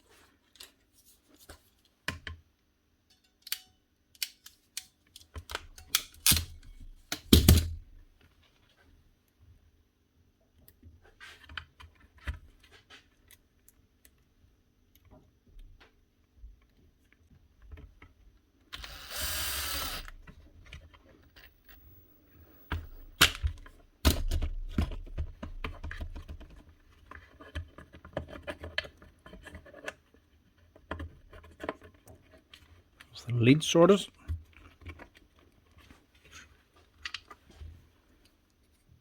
Put the motor back in.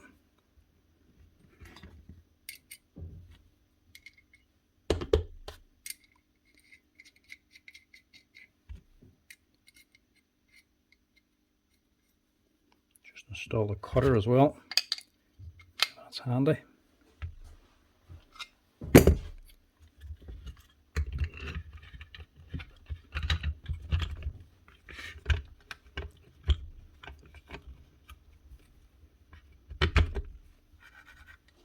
That drops on.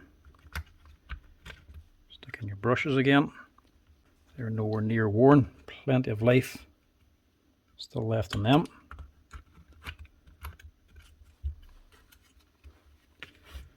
Tricky bit.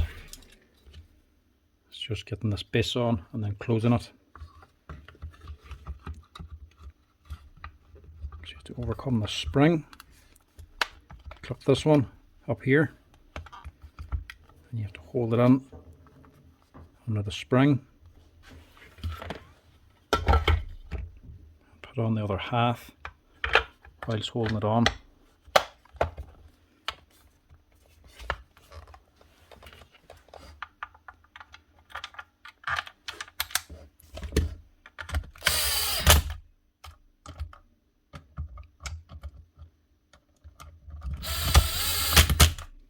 These aren't screwed on, these are actually a nut and bolt. These are machine thread. Going on to a nut on the other side, so they're not screwed onto plastic.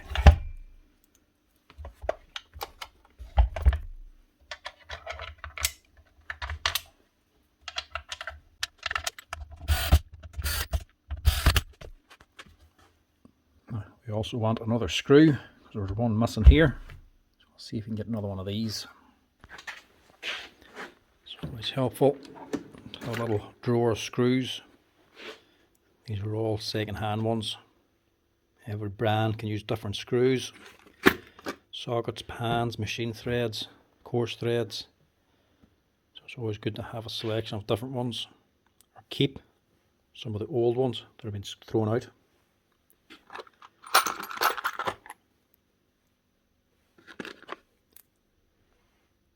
There we go. You never know when a random screw will help pull you out of a hole.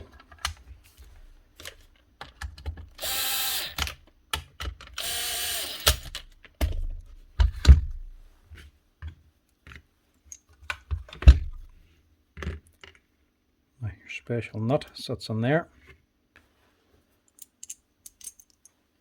Washer goes on the handle. Tighten that in. Just have it so that it's sitting in the right position, so it's comfortable for you.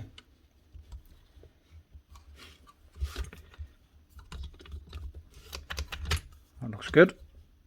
If you don't like it, slacken it off, push out the nut and rotate the nut around the position you actually want. Now, give it a wee test of that. See what she's like.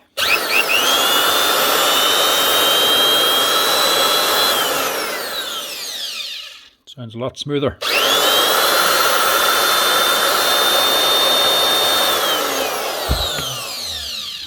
That's her.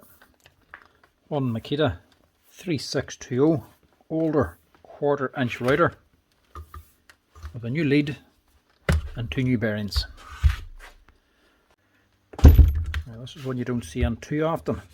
Makita slow drill. This is the DS4012. This is actually the newer model. There was an older one again, even more reliable. I don't even know where the sticker's on. That's terrible looking. I think they could have put that on straight. 2020 machine. Don't actually get these on too often. There's not much in them to go wrong. It's basically just a big motor with a set of gears to reduce the speed and a switch in the body. That's it. She's just running fast in the motor, but turning slow here, so low speed, loads of torque out of this end. Because there's so much torque here at such low speed, it's very difficult to actually burn out the motor in these things. There's no clutch or anything like that there on it. Just a forward reverse switch. If you overload it or if you jam it, if you're putting in a wood bit or something and it jams up on you, you're not going to stop the motor. This thing's just going to throw you right out of the way. There's no stopping these things, so it's wild hard to actually burn the motor out of them.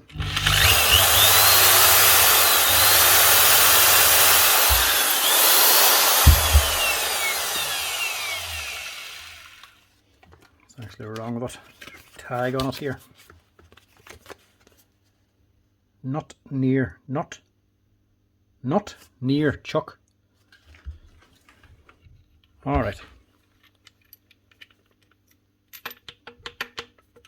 Fair enough. It's actually just the aluminium nut came out of here. That's actually a very simple fix. Just needs to be put back in.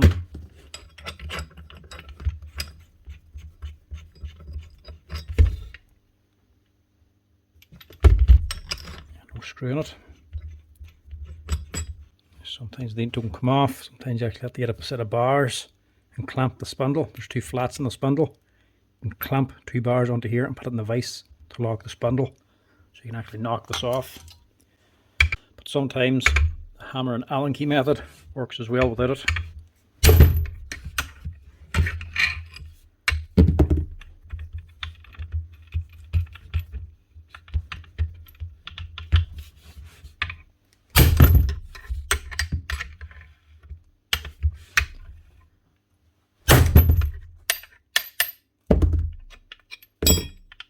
Not budging. That nut is actually in the way now for me to get the bars on. Hopefully it hasn't actually destroyed the thread in the housing. It's left hand thread, this too. No, there we go.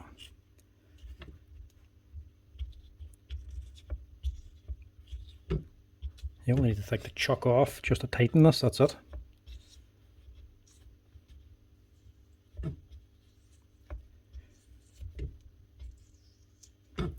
Mightn't even need to, mind you.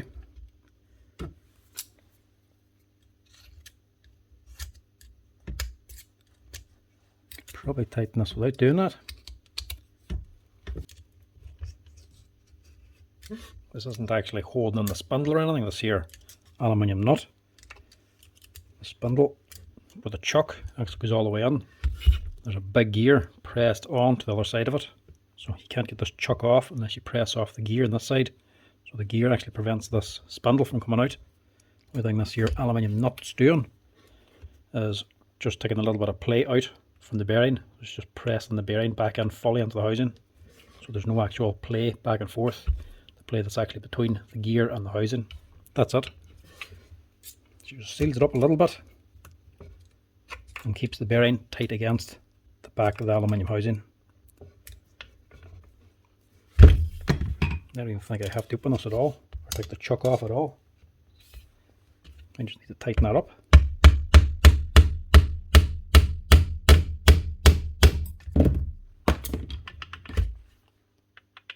That's it. That's all it's doing. If you actually take the chuck off, it just means you can get the screwdriver on a little bit more square, or if you have the actual special tool for it, for tightening up, all you're doing is just tightening that internal nut onto that there body. That's it. So by the looks of it, that's all this was actually sent in for.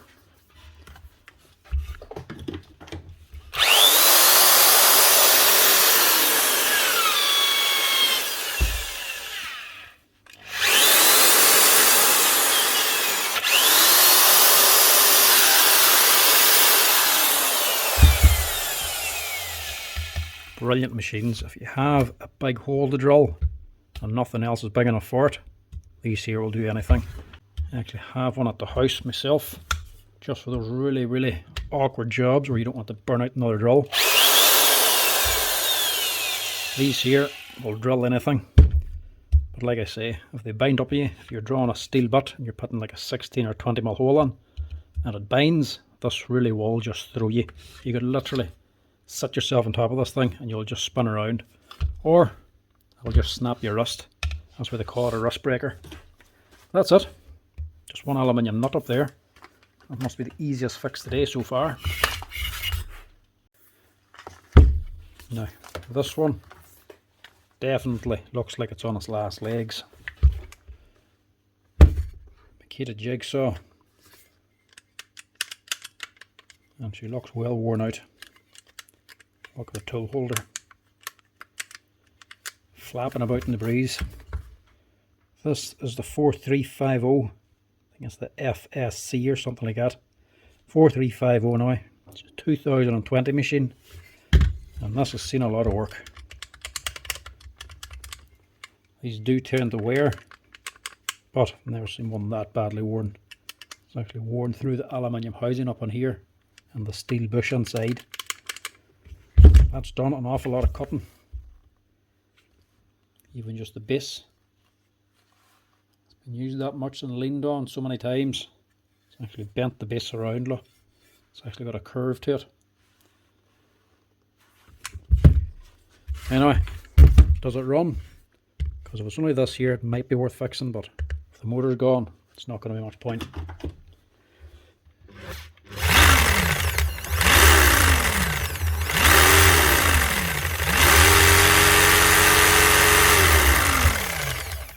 It does work.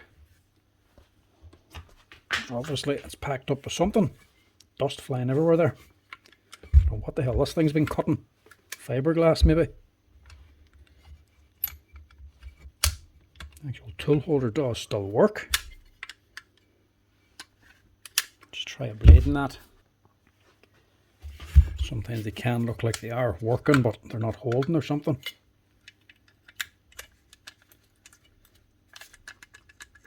No, that's working. The rubber cover's missing on the back, mind you, but it does hold the blade. Right, this one could be a waste of time, but we'll look anyway. We'll have a wee sneak peek anyway, see if it is worth fixing. It's all to do with how much is gone. If it's just this aluminium gearbox, you can buy that for about 40 or 50 euro, just this front cover. That'll be well worth it, but if it's any more than that, you have to replace this plunger as well. If the armature's damaged, you have to way more money then.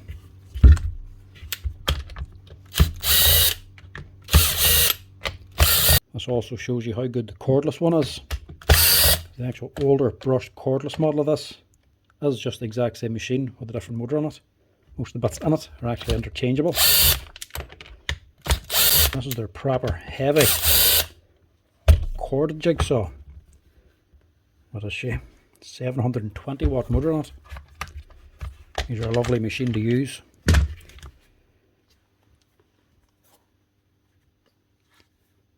Actually, I think it is fiberglass this thing's cutting. Caked in it. All up in here as well.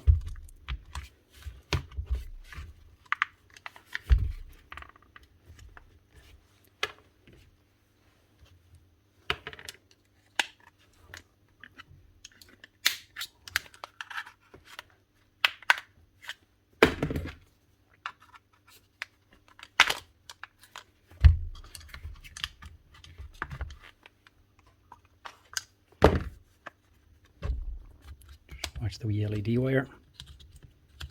Make sure it doesn't get nipped or pulled.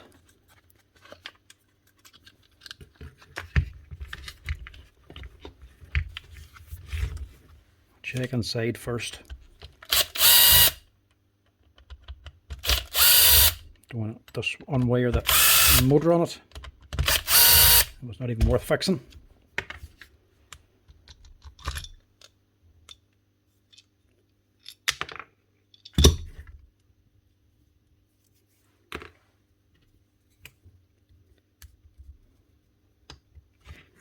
Look at that.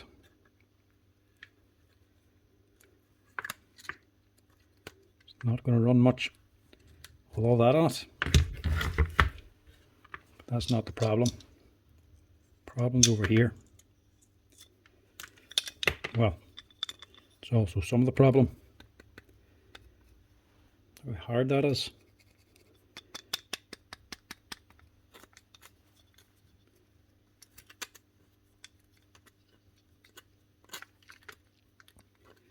That's not sawdust. It looks like some kind of resin maybe.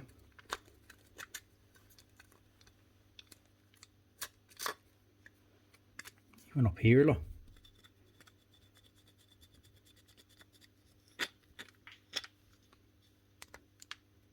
How am I going it cleaned out. Well, I'll clean it eventually. We better chip them, scrape them. I have to get some of it out anyway because I have to get the bits out of it. Anyway, it is the housing that's gone. You can see much plays in that there. Really completely open all the way through now. So that's gone. Actual plunger does look okay. Might get away with this.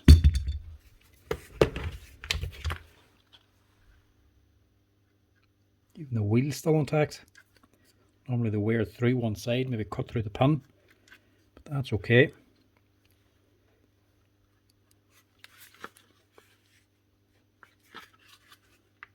The armature actually looks okay.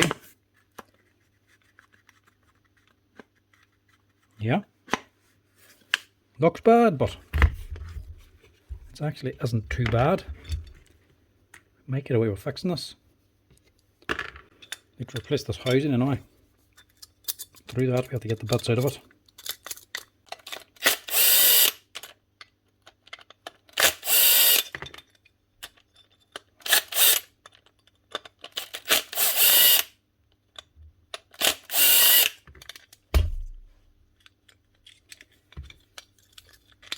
Might replace these two plates.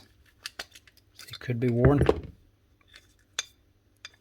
potentially a little leaf spring as well. They sometimes break. I'll check that in a minute. To get them out anyway to get this actual plunger out. This is the expensive bit.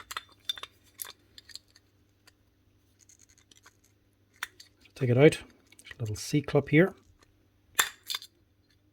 Push that off.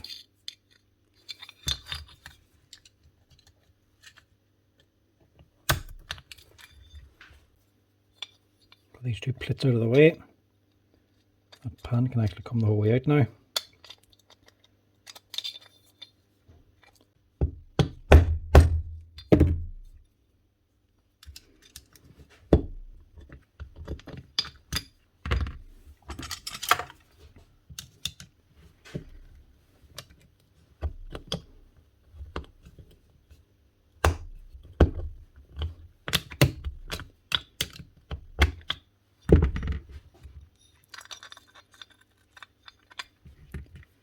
Nearly. There we go.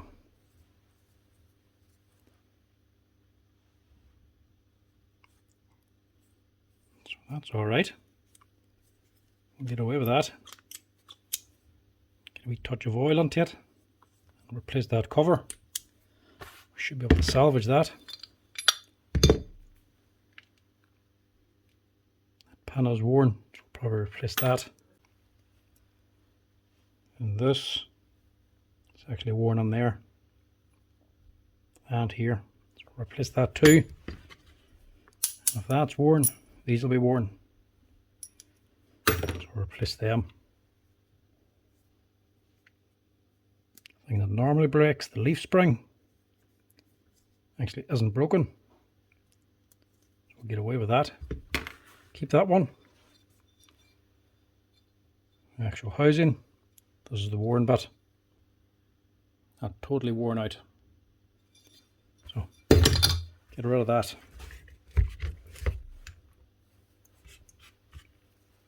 Keep the screws. Leave the dirt. Keep the gasket.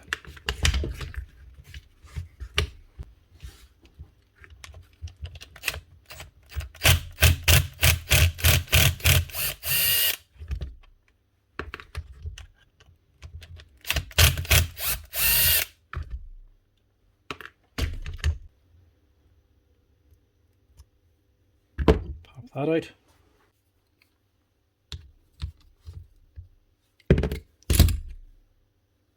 That out. Counterweight.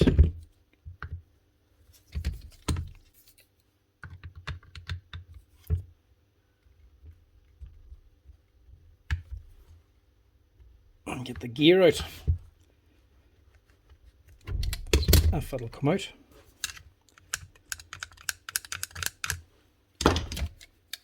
Why is that not moving?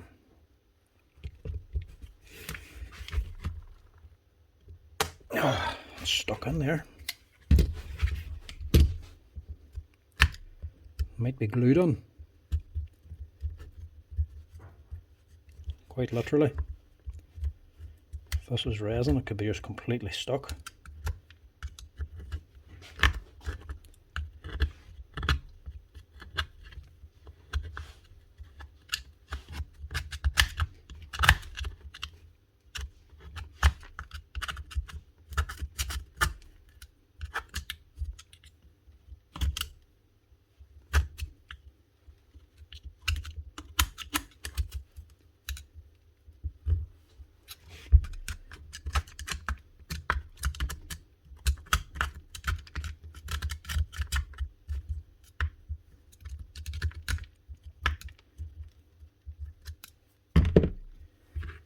That is unreal.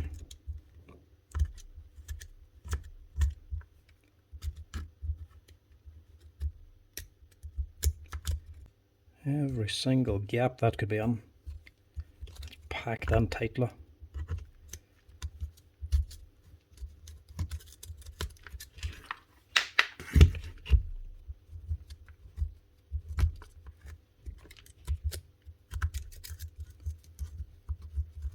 How was this even still running?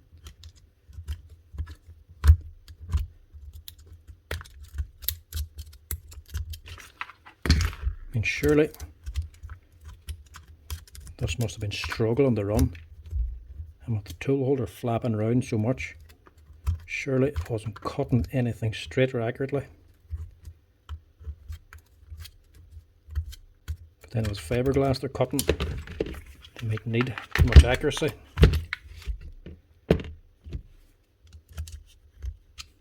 There we go. Just buried in there.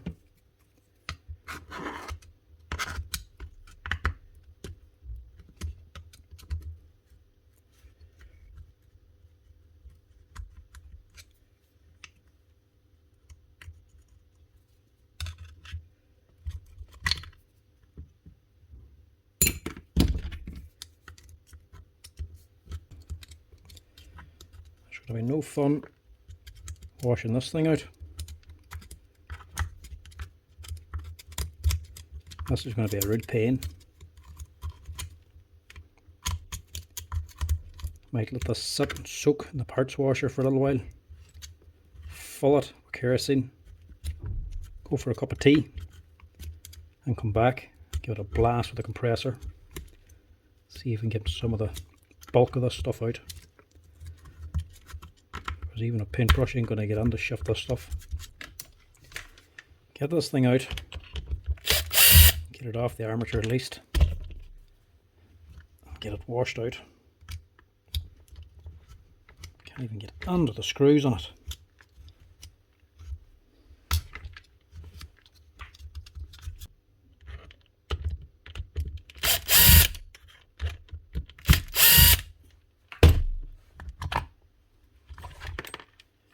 Right, put that to one side.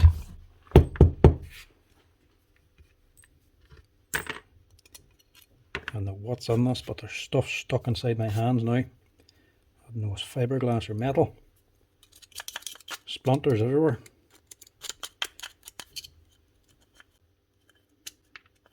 The more you get out, the easier it is to actually wash out. But this stuff is hard. I'm going to have the parts washer for a lifetime trying to wash this thing out. It's all compacted into every little nook and cranny. So I'm going to put it into the parts washer, fill it with kerosene, and I'm going to go for a cup of tea. Let that actually soak into it. What is that?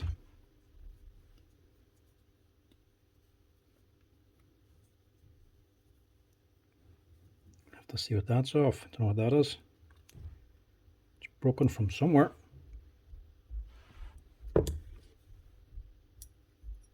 It's Not that anyway.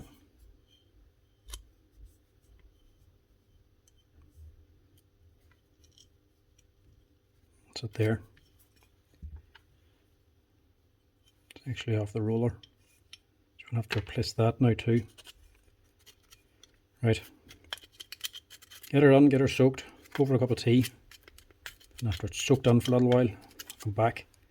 I'll give it a blast with the compressor.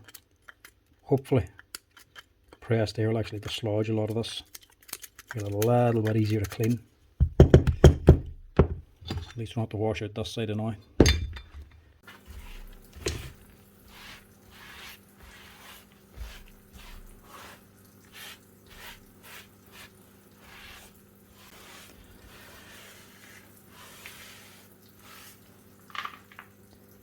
That's an awful lot for one gearbox.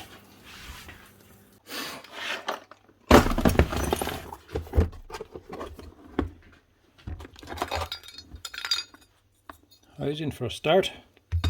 We'll actually use that too. I think that's the right one. At least a second hand one, so makes it cheaper. Don't need a seal. It's the wrong spring.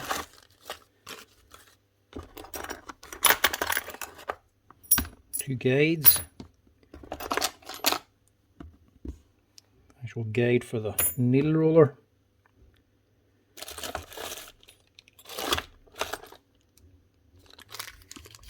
That's the foot.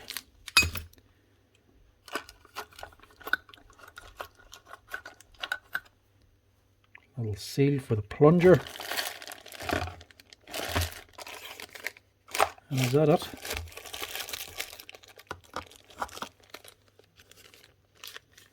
Same guide. Just need one wee spring now for on here. There might not be any in this box. Let's see if I can find one of them. Right. Also changed these bearings as well. This bottom one was fairly slack. This one was starting to get stuff. So I just replaced them too.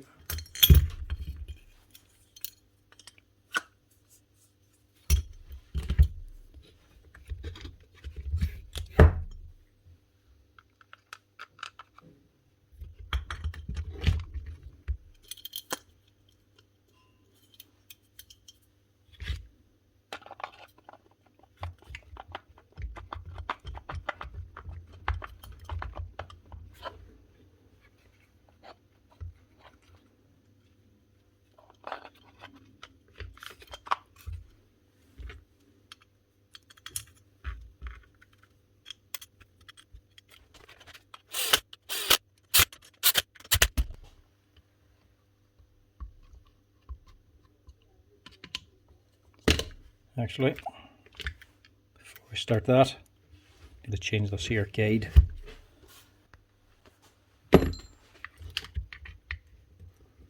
Just support it underneath.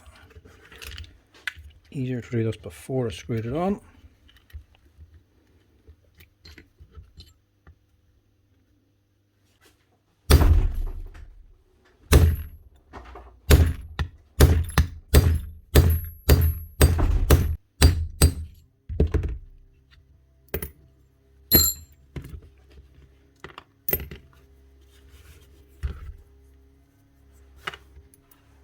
That out. Keep your little seal as well.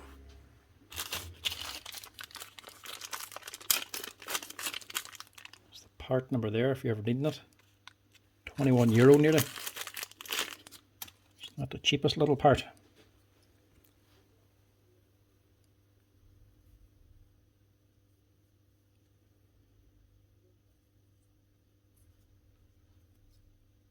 Slides on there.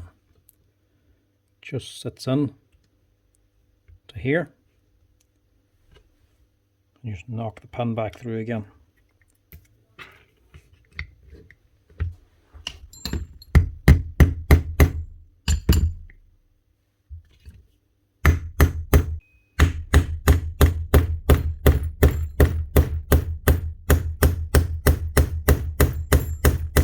That's it. Just beats in. A little bit of tight fit. Has to be tight, otherwise it will just fall out again.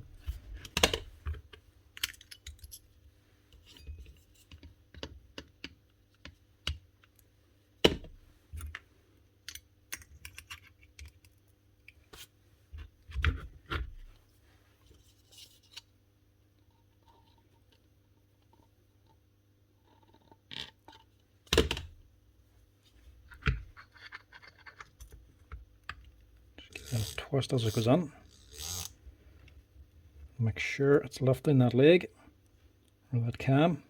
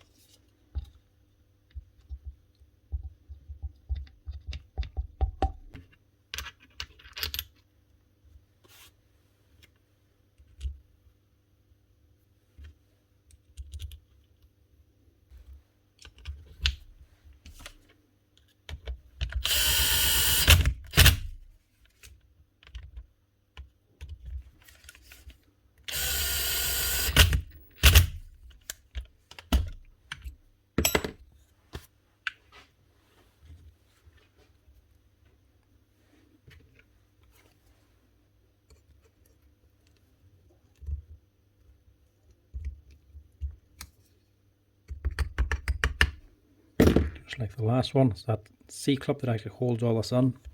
The screws, it's just holding this, the actual counterweight and the gear together. It's the C-clip holding that whole assembly in. If that's not there, this can actually move up and down. It's not what you want to do. So that's that bit. Apart from the little roller. This little needle roller. Stick that on there. And put that to one side.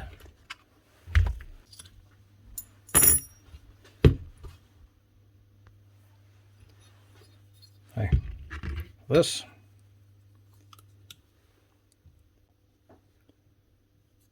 Put a little touch of grease down on there, so it looks fairly dry. And I'm going to replace that seal just so this lasts a little bit longer.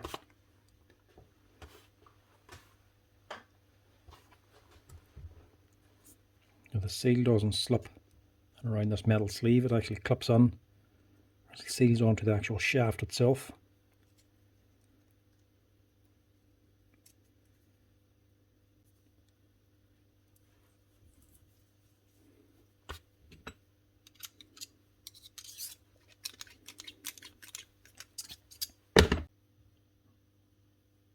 That should do the trick. Keeps the dirt out of the way. That's fitting on like this.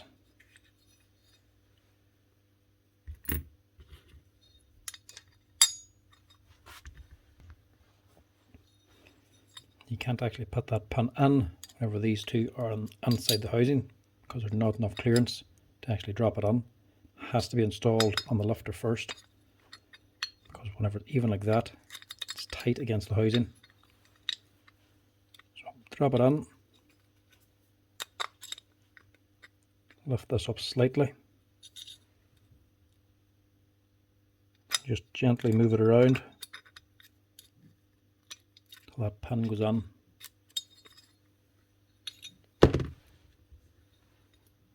And install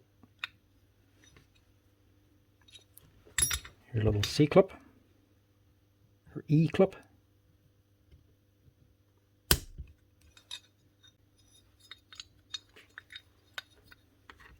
That's in. First, drop on that little leaf spring. Hold it back, don't put it down flat. Then, drop on these little wear plates. They go below the leaf spring. The leaf spring has to sit on top of them. Then you can start screwing them in, but only put them in loose, don't tighten them.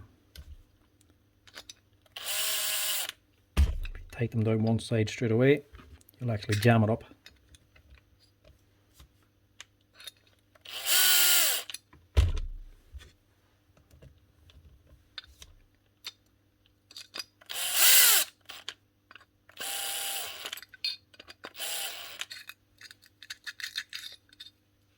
Make sure it actually glides up. Push one back, tighten it, then just do the same on the other side. Making sure it doesn't kink over to one side and actually foul it up. Because if these are too tight, if they actually move in, they'll actually just wedge this lifter. It'll not be able to go up and down. That's it. One lifter and a new housing. All the plate taken out of it.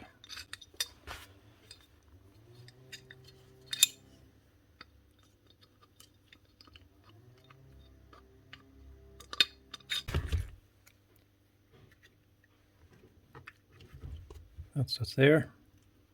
Put everything up to the top. Drop your two halves together.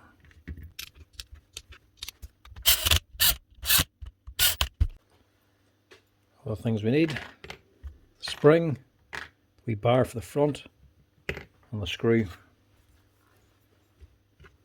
So for this, springs on first, and your screw.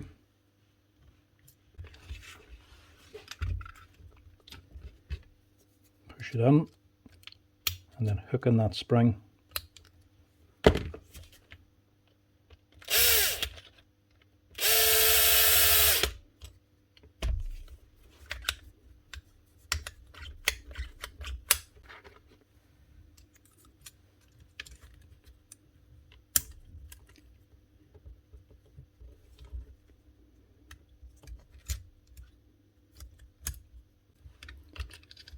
That on, drop on your LED,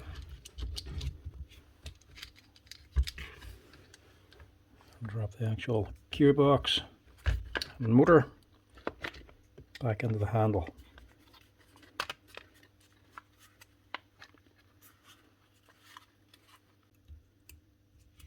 Brushes, I'm actually going to just change because they're nearly worn out.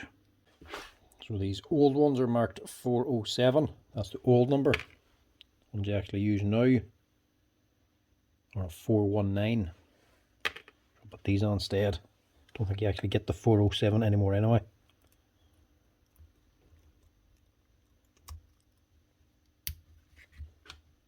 Clips in, and you just drop it into place.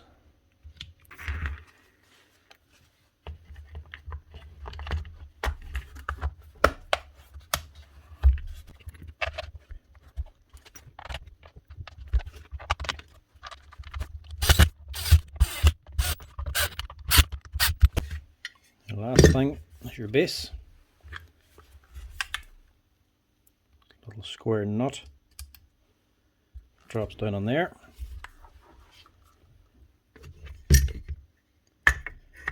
Base just slides on top. Socket head bolt, just tighten her down. No quick release on this one. You have to use an Allen key to actually slacken that off to actually change the angle on it. So, what does she sound like? Nice one. What would be wrong with that?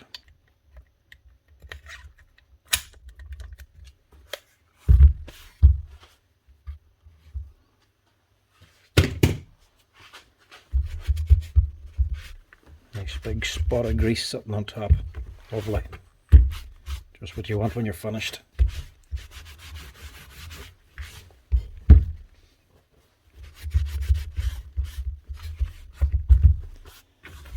That's her.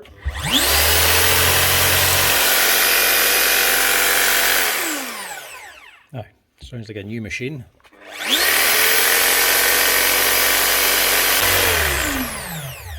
Now, What would be wrong with that? Sounds like a brand new machine.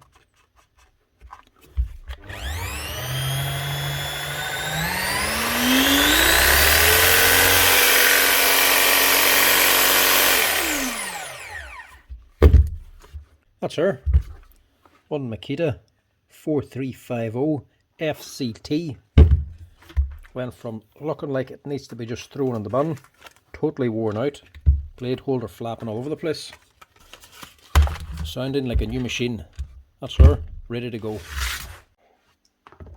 Next up, as I thought, a wee Makita trimmer, but it's not. This is actually a Katsu. Looks like a Makita, but it's not. It's a wee Cheap and Cheerful brand, actually. I have it on here now, so I may as well have a wee look at it. Now this thing, well, might be bearings. Sounds a bit rough. Let's see, it's either going to be bearings or a switch. Going with that wee toggle switch. That could pack out with dust fairly easily. This thing, it says off of Amazon. Had a wee quick look at this name online. This Katsu trimmer. Buy these for about 40 or 50 pound on Amazon. Wee Cheap and Cheerful brand. But it's actually a good weight to it. It's not to say it's light duty or light machine. That's quite heavy. Switch it on here. Let's see what the crack is.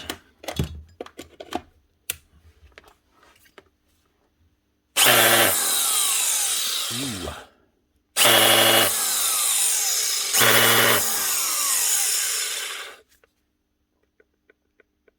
That bearing's gone for a start.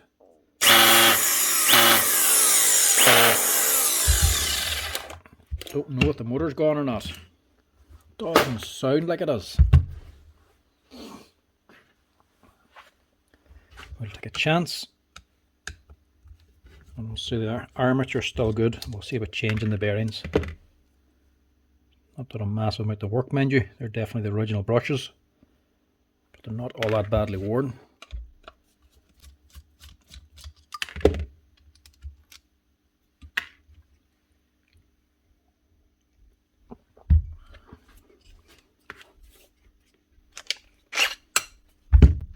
Like some of the wee Cheap and Cheerful ones, they just come with a wee plastic base.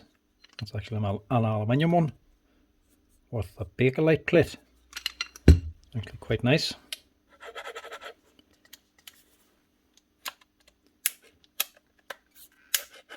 Basic enough, but it'll do the job. Nice wee lock button on it.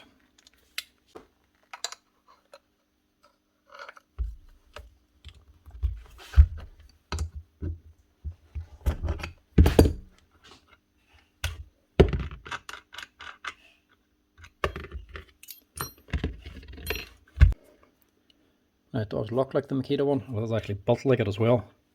Screwed on from underneath. It actually holds on to the 3 layers, the top, the actual motor housing, and the aluminium base. Hopefully it's not like the Dewalt and pressed on tight.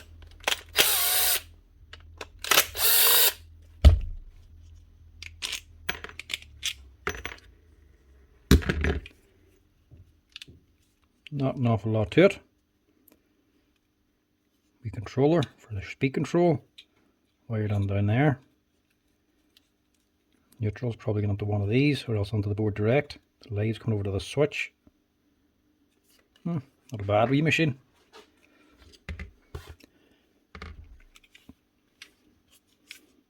It's not high tech, but it'll do the job.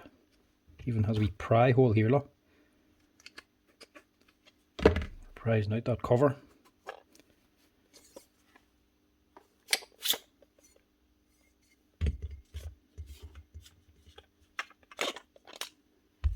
There we go.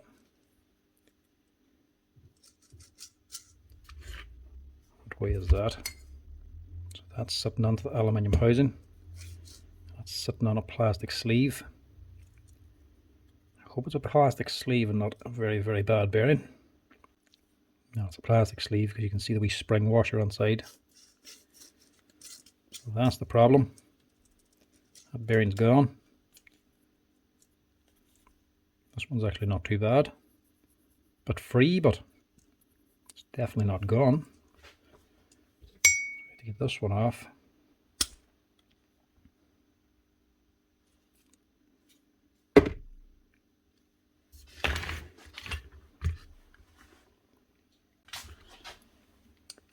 I don't know if this is going to come off very easily.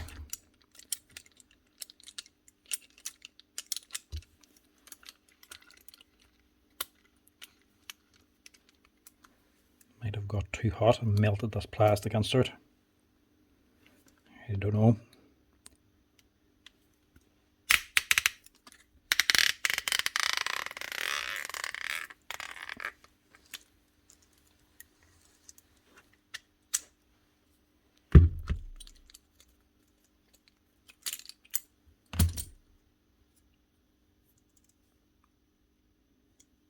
Might be able to get that out.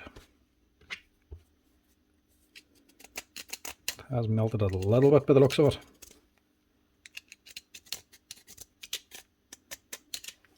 But it might be alright. You're not going to get any spare parts for it anyway. So we're going to have to use what we have. It'll be worth a bearing if that's all it is.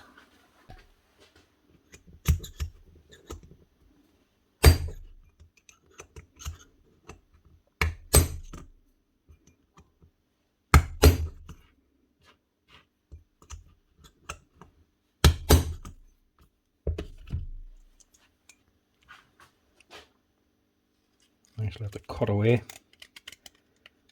the melted bit to get into this, because it's actually rolled up over the edge. Stop me from taking that bearing out. It's either melted over or it's glued on. See if we can get that out now.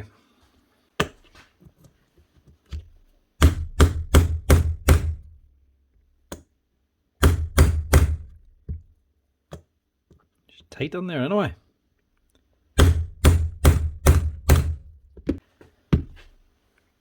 Something to support that. Still tight. There we go.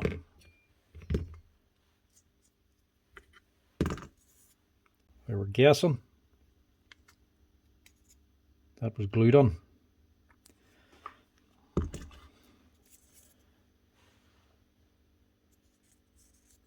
Don't know if that was glued or melted on. See, it was stuck all the way around there. Could have been the heat of the bearing melted onto the plastic. But it hasn't melted up here.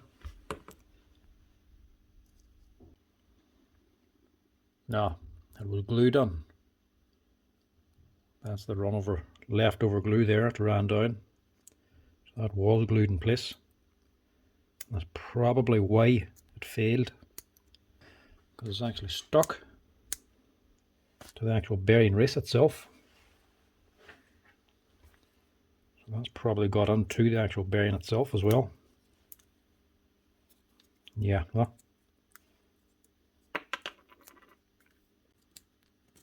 So that's plastic. So that's actually gotten onto the bearing, solidified, hardened it up, destroyed it. And it's broken up the rest of the bearings. It's all stuck over to the side now.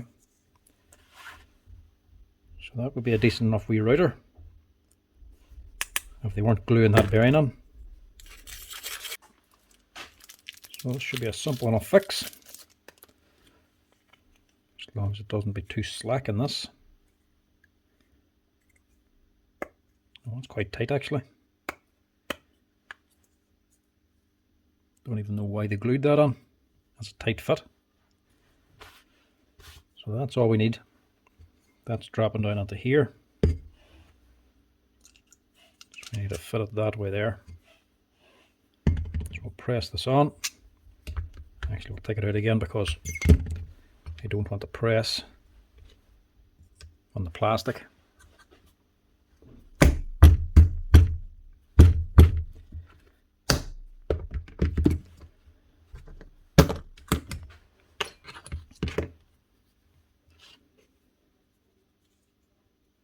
Yeah, press this on first, then put this on.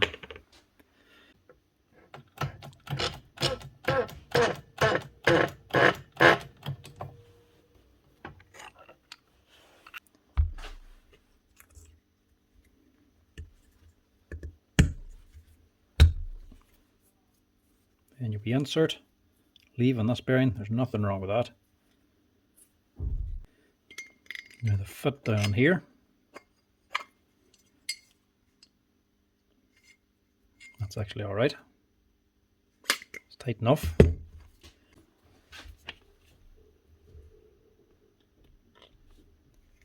Actually built very similar to the Makita.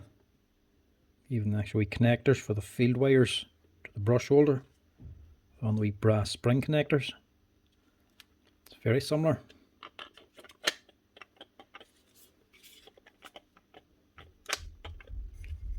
Push that in.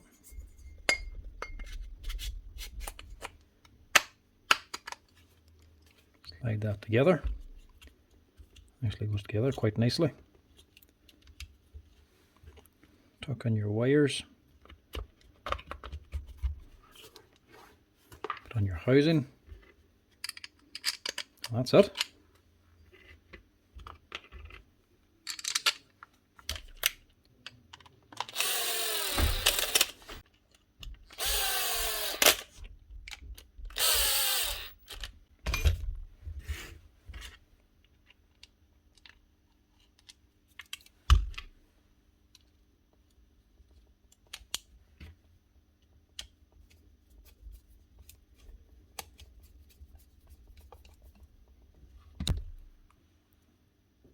Just out of curiosity, one of the Makita brushes would actually fit this. So the Makita equivalent of this is the RT0702. I would say this is actually based on that machine. The brushes for that machine is CB411s. This will be handy because these will be easy to get. You'll have a hard time replacing the actual ones from this machine if they ever burn out. And right enough.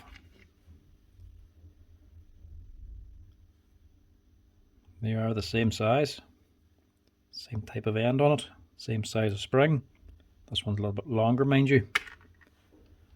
But yeah, if you ever need a set of brushes for this wee Katsu, you can just get the Makita CB411s. They'll do the same job.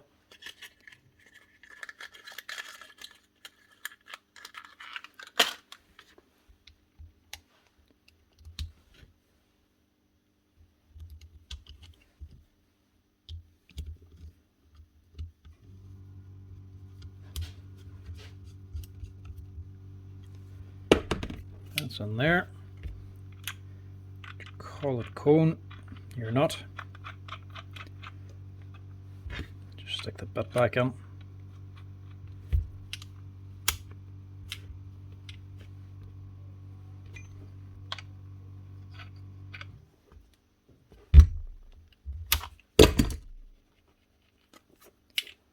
See if this works.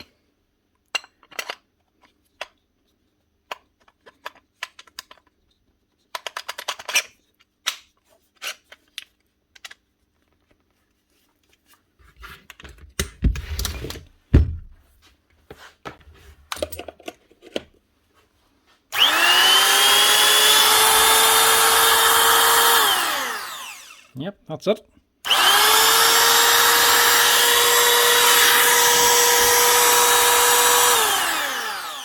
That's her, one Katsu, basically Makita copy, up and running again with 16003 bearing. It's actually not that bad for a wee cheap machine. It's actually quite decent build quality, fairly simple inside. We just see the way they glued that bearing on is its main downfall. Just to compare, we'll just look up the Makita one, see if they are similar. So yeah, that is basically just a direct copy. Built the same way, cap, plastic housing, and a metal body, all screwed on together with the same screws. So you've got your wee toggle switch here, speed controller on the Makita. That's it, just a power lead going on, feeding into them. Same brushes, same build quality. So that's basically the exact same machine. So that's wee Makita copy. If anything goes wrong with it, you're not going to get any parts, but some of the parts for the actual Makita one, the 0702, I'd say will probably fit. The brushes, the bearings, don't think the actual housings or the motor or anything like that there will fit, but the wee screws, they call it nut to cone, maybe even the wee lock button, and the base, the Bakelite base. I would say that will probably be the same as well. If the parts for it fail, look at the Makita. It's basically the same machine. So that's her up and running again. A wee cheap Makita copy of the RT0702 for £50. It actually ain't that bad, to be quite honest. Stop it for the Makita though. Now, last up on this pile of Makita tools, there's another Makita grinder. This one here looks a little bit fresher. This is the DGA 463. Let's see what's wrong with her.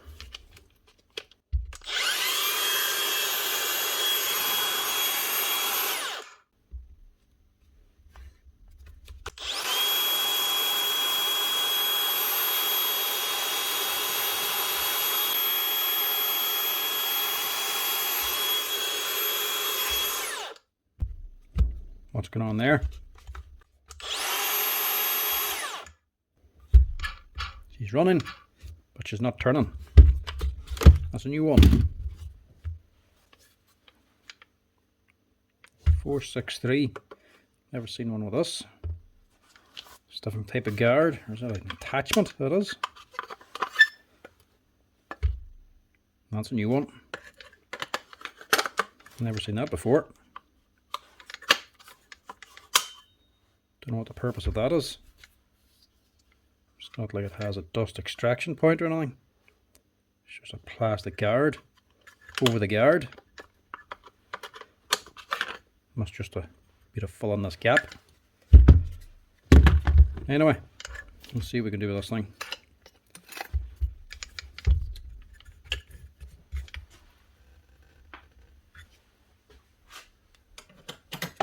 That might be something to do with it. It's over tightened or something. No, it's not all that tight. This is locking anyway, so this mechanism's okay. It's either going to be a slackened off nut on top of the armature or a stropped out gear. I would say it's going to be the nut, because this isn't making any grinding sounds to say that it's a gear.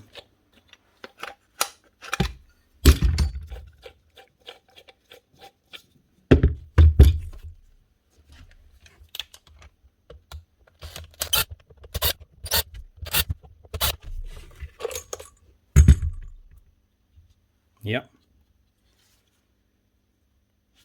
that nut's backed off.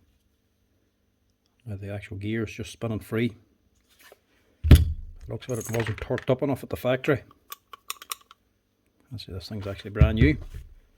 Hardly done any work at all. It's actually a 2022 machine. Could well be brand new.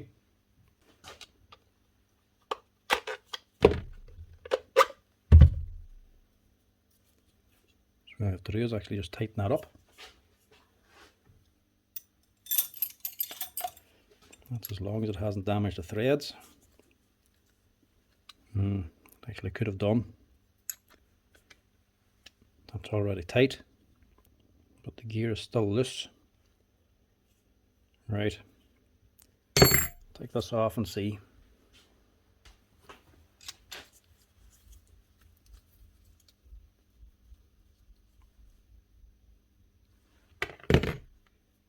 It's actually over tightened, not under tightened. Either that or it got a bad kick or a bit of a kickback, and it actually tweaked that gear even more and caused it to tighten up a little bit more.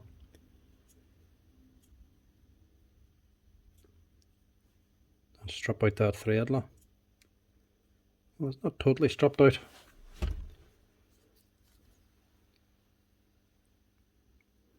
No, it's not good anyway.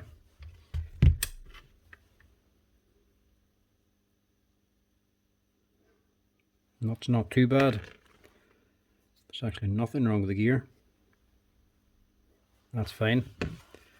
It's just this the problem is. Now before I actually try and replace the armature, I'm just going to re-tap that thread and see if that can be fixed up or not. Could just be a little bit of damage stopping the nut going the full way on.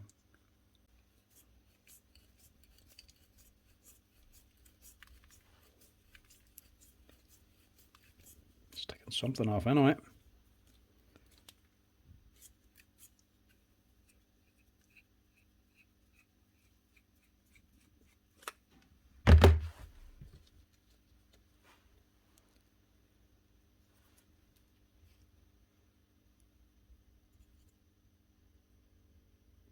That actually doesn't look too bad. Might not be as bad as I thought.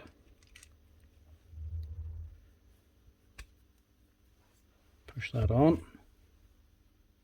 The nut's still fine.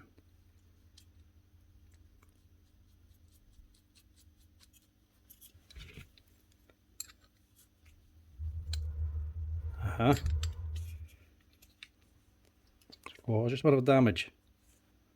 Must have been a bit of damage just on the thread at the bottom, so it's tightening up on the damage and not the actual gear. We'll clamp this armature on a vise now. We'll just sweeten up that nut, make sure it doesn't shift again. Now, what'll be wrong with that? Tight enough now. It shouldn't come off. You also put a wee dab of Loctite on it to make sure it stays. That should be fine now.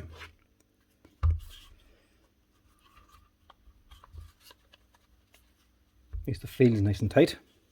So as they can, start moving around.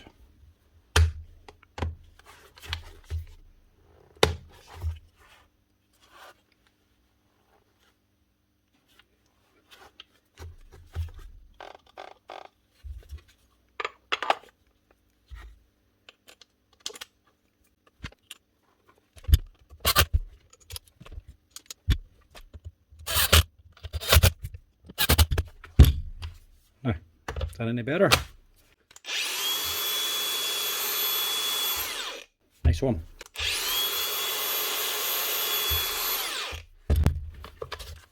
Another nice simple fix.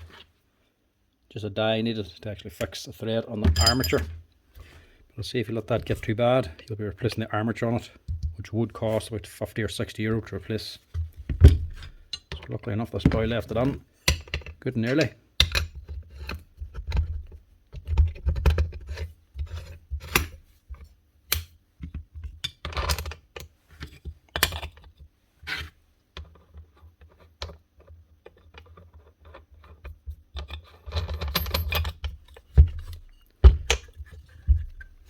Not a steel disc, that's actually a stone disc.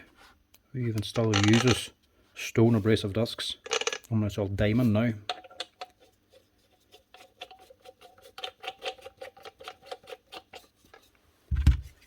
Still on the wee attachment. That's it. One Makita DGA 463. Up and running again.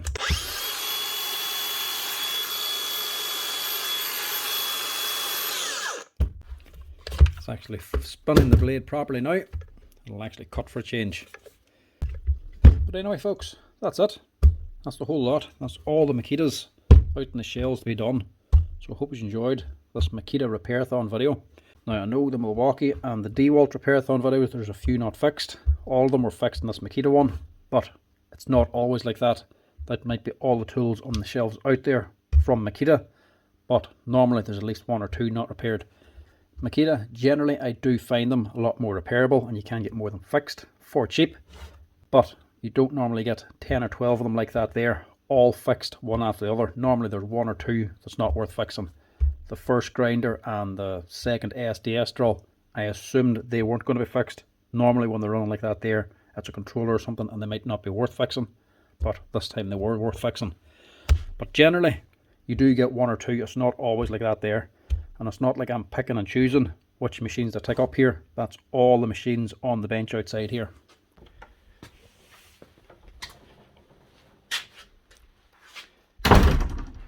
Only other machines out here now is every brand but Makita. That's all the Makita ones off the shelves now. So it's not like I'm just picking and choosing which ones to do. The only Makita left now that I haven't had on is that one up there. But I've had that on already. I have a part ordered for it. That's actually a warranty repair. But hopefully the part will be on in the next few days.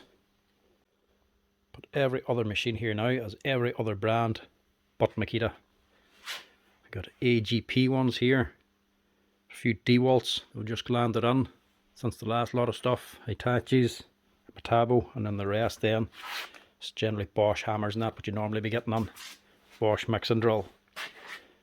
Well, there's one Makita there that must have just landed on. Another Makita hammer. We'll get that on today hopefully. And the only other one Makita that I didn't pull on was this one here. This is a really old red Makita, so I thought I would just do a separate video on that one. But that's all the Makita tools that were out here. So as you can see, that's all of them. It's not like I'm just taking on the few Makita tools that are able to be fixed. That's all the Makita tools I had in the shelves to be fixed, all done at the one time. Normally there's a few that can't be fixed. It just so happens for some reason this time they were all fixed. It's not usually like that. Now you're going to see more Makita tools coming on for repair on the channel. The three main ones you're going to see on the channel are Makita, Dewalt and Bosch. That's generally because they're the three brands we sell here in the shop. So more for customers have them to leave them on for repair. Now you're not going to see many other brands on because we're trying to only do the repairs for our own customers. We don't want to be taking on repairs from everywhere because I just don't have the time to do all of them. But whatever tools our customer has, that's the ones we're getting on. So you'll see more Makita, Dewalt and Bosch. The only other brand you're going to see a lot of is generally Mikwaukee, simply because there's a lot of them out there and a lot of them fail fairly often, so we get a lot of them on. That's the one we don't like to get on as much because a lot of them aren't worth fixing and you just waste a lot of time on them. Dewalts, you get a lot of them on for repair. They do fail a lot, but you can fix them up. Bosch, you don't get as much on because mainly a lot of the Bosch stuff you sell is corded tools, which is generally going to be a lot more reliable.